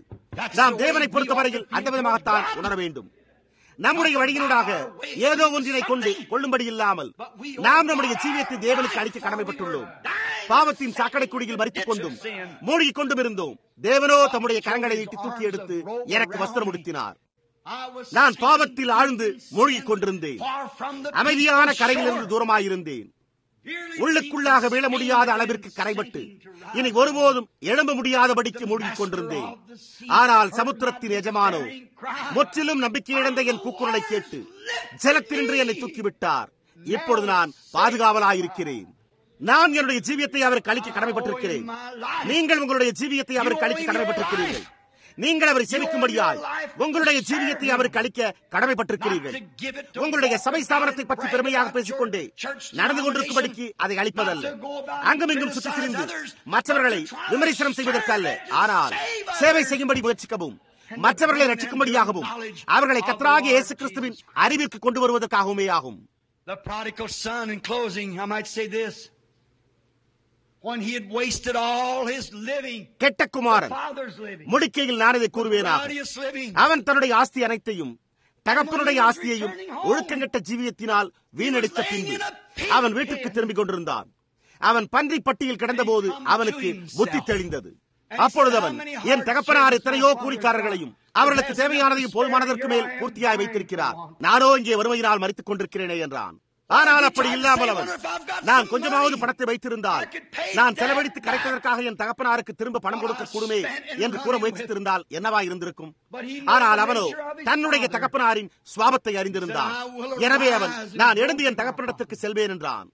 தகப்பனோ ஒருபோதும், மகனே, ஒரு நிமிடம் பொறு, நீ என்னுடைய பணத்தை திரும்ப கொண்டு வந்திருக்கிறாயா என்று கேட்கவே இல்லை. இல்லை, அவன் ஒருபோதும் இவனுடைய பாவங்களுக்காக குற்றப்படுத்தவும் இல்லை. இவன் திரும்பி வந்து கொண்டிருந்ததற்காக அவன் மகிழ்ச்சியாயிருந்தான். அவனுக்கு புத்தி தெளிந்திருந்தது என்பதற்கு அவன் மகிழ்ச்சியாயிருந்தான். ஏனென்றால் அவன் தன் குமாரனாயிருந்தான். அவன் தன்னுடைய சொந்த பிள்ளையாயிருந்தான். அவன் தன்னுடைய வீட்டுக்காக வரும் பாதையில் இருந்ததற்காக அவன் மகிழ்ச்சி அடைந்திருந்தான்.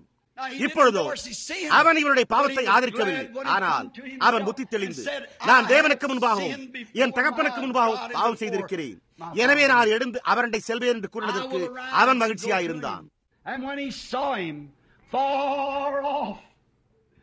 அவன் தூரத்தில் இவனை கண்டபோது அவன் இவனண்டை ஓடி இவனை முத்தம் செய்தான். பின்னர் அவன், பணமின்றி கொடுத்த கன்றை அடியுங்கள், பணமின்றி உயர்ந்த வஸ்திரத்தை கொண்டு வாருங்கள், பணமின்றி மோதிரத்தையும் கொண்டு வந்து அதை இவனுடைய விரலில் போடுங்கள், நாம் புசித்து குடித்து சந்தோஷமாயிருப்போம். ஏனென்றால் இந்த என் குமாரன் காணாமற் போனான், இப்பொழுதோ திரும்பவும் காணப்பட்டான். இவன் மரித்தான், இவன் திரும்பவும் உயிர்த்தான். அதை குறித்து நாம் மகிழ்ச்சியாக இருப்போமாக என்றான். May I say this, friends, to close?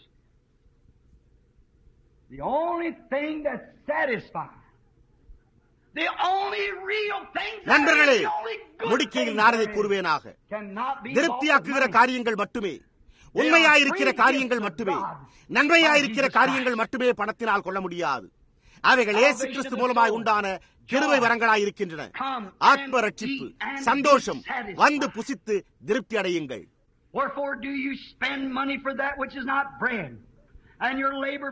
நீங்கள் அப்பமல்லாதற்காக பணத்தையும் திருப்தி செய்யாத பொருளுக்காக உங்கள் பிரயாசத்தையும் செலவழிப்பானே. நீங்கள் எனக்கு கவனமாய் செவி கொடுத்து நலமானதை சாப்பிடுங்கள். அப்பொழுது உங்கள் ஆத்துமா கொழுப்பான பதார்த்தத்தினால் மகிழ்ச்சியாகும்.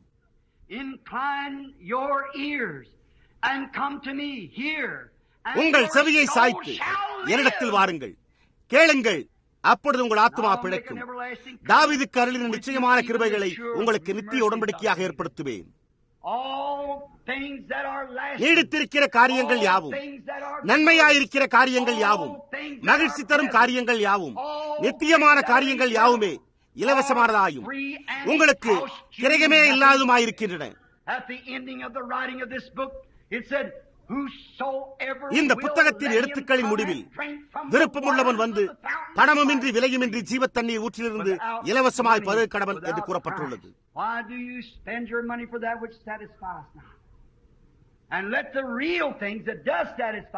இலவசமாய் திருப்தியாக்குகிற உண்மையான காரியங்கள் உங்களாலே பாதுகாக்கப்படாமல் கடந்து செல்ல அனுமதித்துவிட்டு திருப்தியாக்காதவைகளுக்காக நீங்கள் ஏன் உங்களுடைய பணத்தை செலவழிக்கிறீர்கள்? நாம் ஜெபம் செய்வோமாக. While you are in silence and in prayer, நீங்கள் அமைதியாயிருக்கையில் ஜெபத்தில் இருங்கள். இந்த கட்டடத்தில் இக்காலையில் அந்த ஊற்றிலிருந்து தண்ணீர் பருகாதவர்கள் எவரேனும் இருந்தால், இன்னமும் உங்களுடைய ஜீவியத்தில் உலகத்தின் வாஞ்சைகளை கொண்டிருந்தால், இக்காலையில் நீங்கள் உங்களுடைய வானம் பண்ணும் ஸ்தலத்தை மாற்ற விரும்புகிறீர்களா? இல்லை என்றால் உங்களுடைய பணத்தின் அநியாய வட்டியை மாற்ற விரும்புகிறீர்களா? நீங்கள் பணமின்றி விலையுமின்றி தேவனிடத்திலிருந்து தேனையும் பாலையும் சந்தோஷமான திராட்சரசத்தையும் வந்து வாங்கிக் கொள்ள விரும்புகிறீர்களா? நீங்கள் உங்களுடைய கரங்களை உயர்த்தி, சகோதரன் பிரணாம், நீங்கள் ஜெபிக்கையில் என்னை நினைவு கூறும் என்று கூறுவீர்களா? ஐயா, தேவன் உங்களை ஆசீர்வதிப்பாராக. ஐயா, தேவன் உங்களை ஆசீர்வதிப்பாராக. சகோதரியே, தேவன் உங்களை ஆசீர்வதிப்பாராக. வேறு யாராவது, சகோதரன் பிரணாம், நீங்கள் ஜெபிக்கையில் என்னை நினைவு கூறுங்கள் என்று கூறுபவர்கள் இருக்கின்றீர்களா? வாலிப ஜனங்களாகிய உங்களில் சிலர், ஆம், உங்களுடைய ஆஸ்தியை வீணடித்திருக்கிறீர்கள். உங்களுக்காக தாயானவள் ஜெபத்தில் மணிக்கணக்கில் நேரத்தை செலவழித்தார். தகப்பனார் உங்களுக்கு எல்லா போதனைகளையும் செய்திருக்கிறார். அதே சமயத்தில் நீங்கள் பிசாசின் முறுமுறுப்புக்கு செவி கொடுக்கும்படி அதை ஒருபுறமாக ஒதுக்கி வைத்திருக்கிறீர்கள். இப்பொழுதோ நீங்கள் உலகத்தின் இசையையும் உலகத்தின் காரியங்களையும் வாஞ்சித்துக் கொண்டிருக்கிறீர்கள். கெட்டகுமாரன் பன்றிப்பட்டியில் புத்தி தெளிவடைந்தது போல நீங்களும் புத்தி தெளிவடைந்து கொண்டிருக்கிறீர்கள். சகோதரனே, சகோதரியே, நீங்கள் உங்களுடைய கரங்களை உயர்த்தி, தேவனே, என்னை நினைவு கூறும், இக்காலையில் எனக்கு புத்தி தெளிவுண்டாக்கி என்னை பிதாவினுடைய வீட்டிற்கு வரும்படி செய்வீரா என்று கூறுங்கள். அது உங்களிடத்தில் ஒரு காரியத்தையும் கிரயமாக கேட்கிறதில்லை. அவர் உங்களை எதிர்பார்த்துக் கொண்டிருக்கிறார். நீங்கள் என்ன செய்திருந்தாலும் கவலைப்பட வேண்டியதே இல்லை. உங்கள் பாவங்கள் சிவேர்ந்திருந்தாலும் உறைந்த மழையைப் போல் வெண்மையாக, அவைகள் இரத்தாம்பர சிவப்பாய் இருந்தாலும் பஞ்சை போலாகும். தெய்வீக பிரசனத்தில் உள்ள அவர்கள் தங்களுடைய கரத்தை உயர்த்துவார்களா? சுகவீனமாயும் தேவையுள்ளவர்களுமாய் இருக்கிறவர்கள், நான் ஒரு பள்ளத்தாக்கிற்குள்ளாக விழுந்து விட்டேன், சாத்தானோ எனக்கு தீங்கிழைத்திருக்கிறான், அவன் என்னை முடமாக்கி இருக்கிறான், என்னை சுகவீனமாக்கி இருக்கிறான், அல்லது ஏதோ காரியத்தை செய்திருக்கிறான்.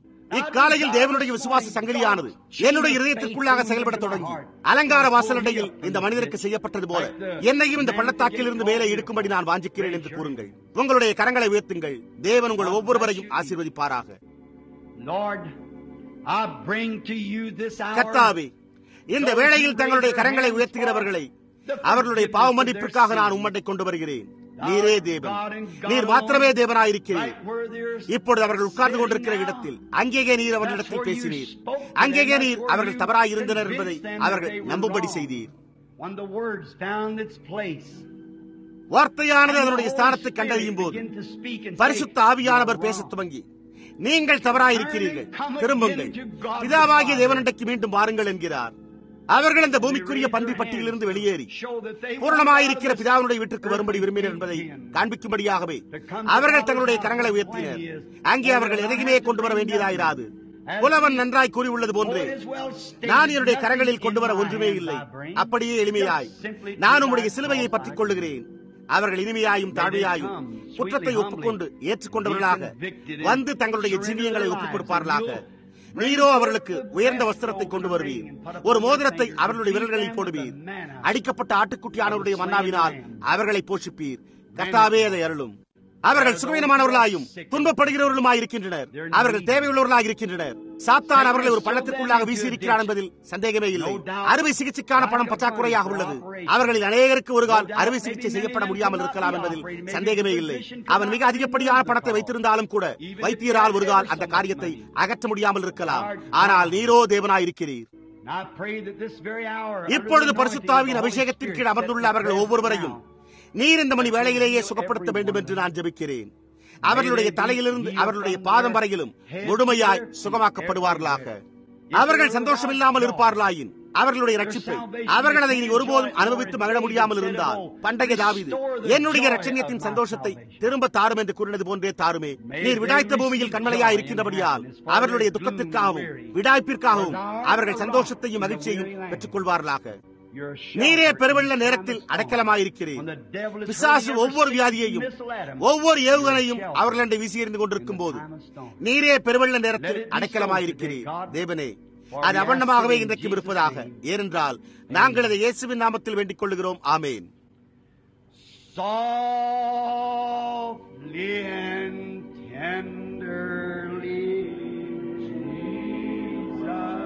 மென்மையாயும் மென்கனிவாயும் இயேசு அழைத்துக் கொண்டிருக்கிறார்.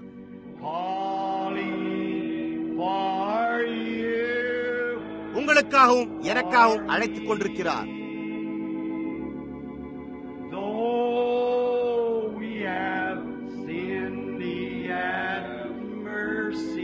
நாம் பாவம் செய்திருக்கிற போதிலும் அவர் இரக்கத்தையும் மன்னிப்பையும் உடையவராயிருக்கிறார்.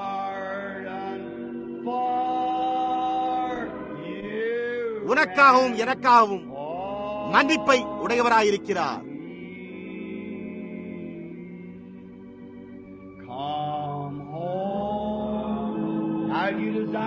வீட்டிற்கு வாராயோ? இப்பொழுது நீங்கள் பீடத்தண்டை வந்து முழங்கார் படியிட வாஞ்சிப்பீர்களேயானால் உங்களை அபிஷேகிக்கும்படியாக நாங்கள் உங்களோடு ஜெபித்து எங்களால் செய்ய முடிந்த எந்த காரியத்தையும் செய்வோம். நீங்கள் வரவேற்கப்படுகிறீர்கள்.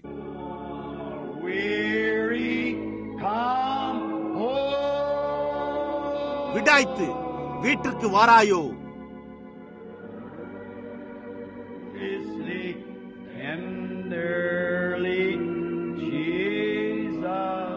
மனப்பூர்வமாயும் மென்கனிவாயும் இயேசு அழைத்துக் கொண்டிருக்கிறார்.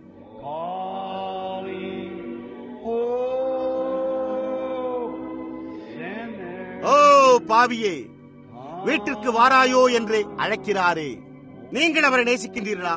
டெடி, நீங்கள் நான் அவரை நேசிக்கிறேன், அவர் முதலில் என்னிடத்தில் அன்பு கூர்ந்த காரணத்தால் நான் அவரை நேசிக்கிறேன் என்ற பாடலுக்கு ஒரு சுருதியை கொடுக்க கூடுமா? நீங்கள் அதை வாசிக்க கூடுமா? நாம் அப்படியே ஒரு நிமிடம் ஆராதனையில் ஒழுங்குமுறையை மாற்றுவதற்கு முன்பு நாம் அவருடைய மகிமைக்கென்று இதை பாடுவோமா? இது ஆராதனையாய் உள்ளது. செய்தியானது முடிவுற்றிருக்கிறது. நீங்கள் அதை பெற்றுக் கொண்டீர்கள் என்பதற்கு நான் மிகவும் மகிழ்ச்சியாயிருக்கிறேன். அதை பேசும்படி அது எனக்கு நன்மை செய்தபடியால் அது உங்களுக்கும் நன்மை செய்ய வேண்டும் என்றே ஜெபிக்கிறேன். அதை உங்களிடத்தில் பேசும்படியாக எனக்கு அளிக்கப்பட்டிருந்த அதே ஆவியின் ஏவுதலின் மூலமாக நீங்கள் அதை அனுப்பப்பட்டிருந்த அந்த அதே ஆவியின் ஏவுதலோடு பெற்றுக் கொண்டீர்கள் என்பதற்காக நான் ஜெபிக்கிறேன். கர்த்தர் அதை உங்களுடைய இதயத்திற்கு ஆசீர்வாதமாக்குவாராக. சரி, நான் அவரை நேசிக்கிறேன். இப்பொழுது நான் பாடுகிறேன். உங்களுடைய கண்களை சற்று மூடிக்கொள்ளுங்கள். நம்முடைய கரங்களை உயர்த்துவோமாக. நான் அவரை நேசிக்கிறேன்.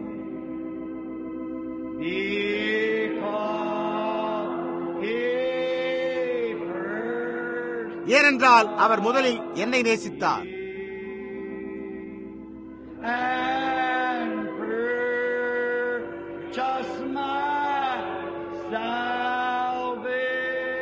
சம்பாதித்தார் என்னுடைய ரட்சிப்பை.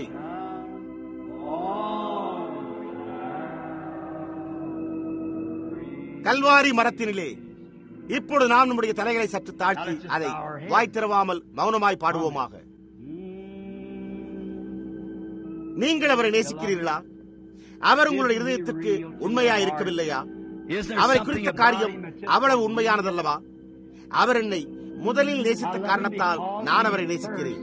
அவர் கல்வாரியிலிருந்து ஜீவ கயிற்றை எறிந்து அதை என்னுடைய இருதயத்தின் மேல் கொக்கியிட்டு இணைத்தார்.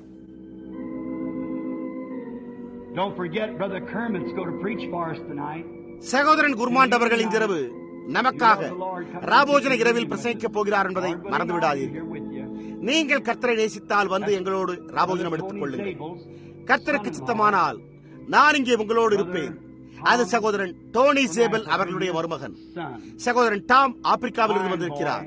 அவருடைய மகன் அருமையான பையன், உண்மையாகவே நல்ல திடமான கிறிஸ்தவன், நல்ல குட்டி பிரசங்கியார்.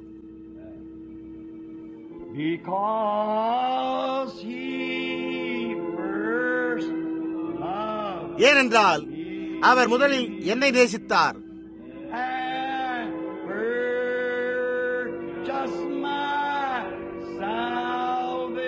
சம்பாதித்தார் என்னுடைய ரட்சிப்பை.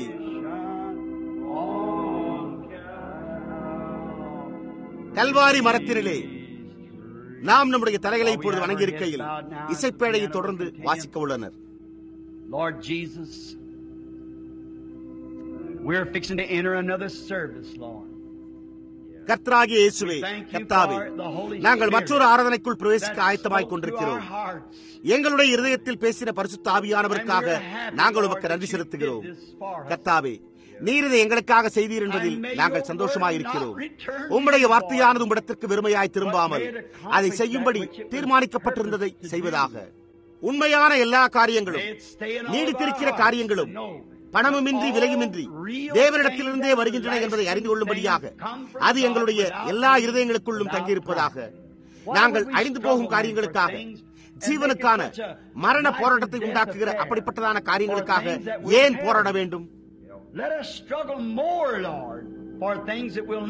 கர்த்தாவே, நாங்கள் கிரயமில்லாத அழிந்து போகாத காரியங்களுக்காக அதிகமாக போராடுவோமாக. கிரயமானது இலவசமாய் செலுத்தப்பட்டு விருப்பமுள்ளவன் எவனோ அவன் வரக்கடவன் என்ற ஒரு வரவேற்பு அழைப்பு உள்ளது. இந்த ஆராதனையின் மற்ற தொடர் நிகழ்வுகளையும் ஆசீர்வதியும். கர்த்தாவே, இதை அருளும். இன்றிரவு எங்களோடு சந்தியும். ஞானஸ்தான ஆராதனையை ஆசீர்வதியும். ஒரு மகத்தான பொழிவு உண்டாவதாக. இந்த ஜனங்கள் உம்முடைய நேசகுமாரனாகிய கர்த்தராகிய இயேசுவின் நாமத்தில் ஞானஸ்தானம் பண்ணப்பட்டு அவர்கள் பரிசுத்த ஆவியினால் நிரப்பப்படுவார்களாக.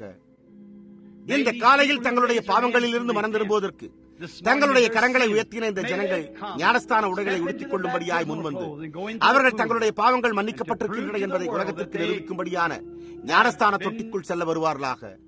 அவர்கள் புத்தகத்திலிருந்து மன்னிக்கப்பட வேண்டும் என்பதற்காகவே அவர்கள் ஞானஸ்தானம் பண்ணப்படுகின்றனர். அதை அருளும் கர்த்தாவே. சகோதரன் குர்மாண்ட் அவர்கள் சிங்காசனத்தில் இருந்து புதியதாக செய்தியை எங்களுக்கு கொண்டு வருகையில் இன்றிரவு அவரோடு இரும். பரிசுத்த ஆவியினால் அவரை அபிஷேகியும். நாங்கள் ராபோஜனம் எடுக்கையில் எங்களோடு இரும். எங்களுடைய இருதயங்கள் சுத்தமாயும் மாசற்றதாயும் இருப்பதாக. எங்களுக்குள்ளாக எந்த கரைப்படுத்துதலும் இல்லாமல் இருப்பதாக. இயேசுவின் ரத்தம் எங்களை எல்லா பாவத்தினின்றும் சுத்திகரிப்பதாக. இதை அருளும் கர்த்தாவே. எங்கள் மத்தியிலிருந்து வியாதியை விலக்கி எங்களுக்கு சந்தோஷத்தையும் சமாதானத்தையும் தாரும். நாங்கள் இதை இயேசு கிறிஸ்துவினூடாக வேண்டிக் கொள்கிறோம். ஆமென். நான் நேசிக்கிறேன். நீங்கள் அவரை நேசிக்கிறீர்களா? இப்பொழுது அவரண்டை உங்களுடைய கரங்களை உயர்த்துங்கள். நான் அவரை நேசிக்கிறேன். ஏனென்றால் இப்பொழுது உங்களுக்கு அருகில் உள்ள எவருடனாவது கரம் நீட்டி கரங்களை குலுக்குங்கள். முதலில் ரசல், நான் அவரை நேசிக்கிறேன். நான் இன்றைக்கே மரிப்பேன் என்றாலும் நான் அவரை நேசிப்பேன். சம்பாதி, அது உண்மை. சுற்றி கரம் நீட்டி கரங்குலுக்குங்கள். ரட்சிப்பை கல்வாரியிலே. சரி சகோதரன் நெவில் தன்னுடைய வார்த்தையினால் சரி.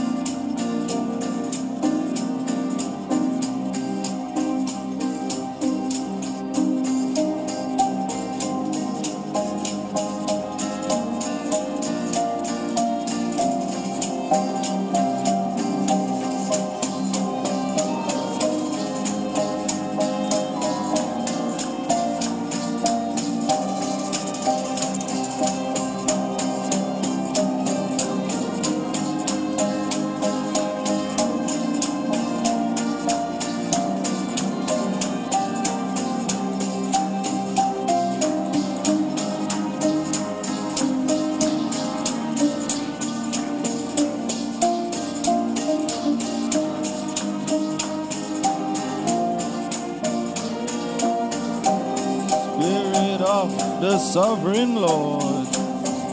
Spirit of the sovereign Come and Lord, make come and your make presence known.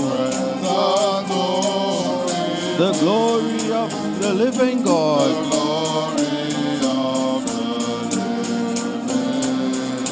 Spirit of the sovereign Lord. Spirit of the Come and sovereign make Lord, come and your make presence your known. presence Reveal the glory, the glory the living God. of Let the weight of your glory Let the weight of your glory cover us. cover us. Let the light from your river Let the flow. light from your river flow. Let the truth of your kingdom Let the truth of your kingdom reign in us. reign in us. Oh, let the weight of your glory. Oh, let the weight of your glory.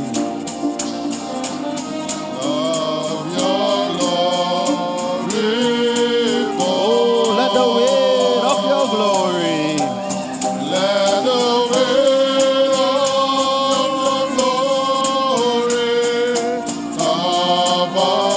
Let the light from your river flow.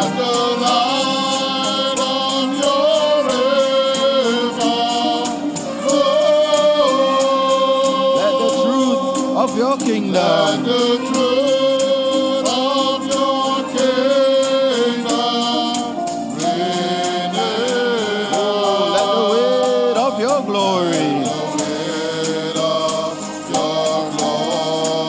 Oh, let the weight of your glory.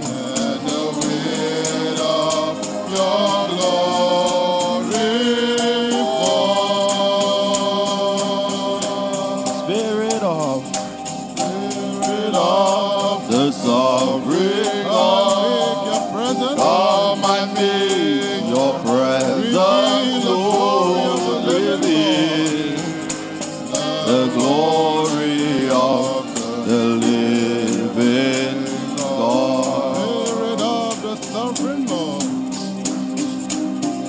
Spirit of the sovereign God, come and make your presence known. Reveal the glory of the living God.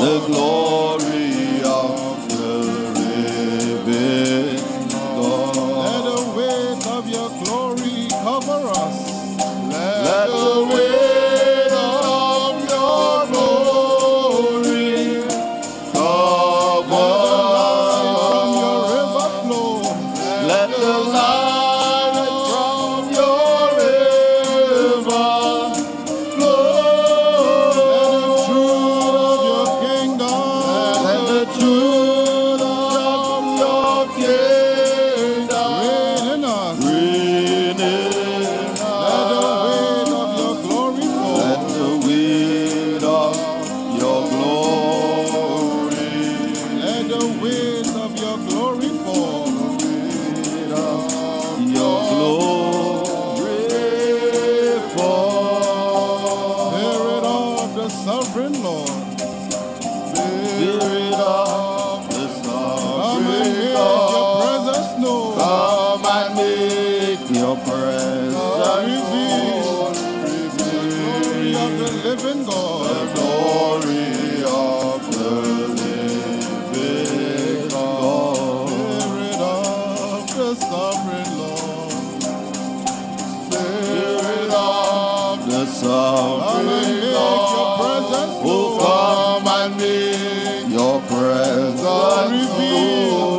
Glory Reveal of the living the God. glory of the living God. Let the weight of your glory. Let the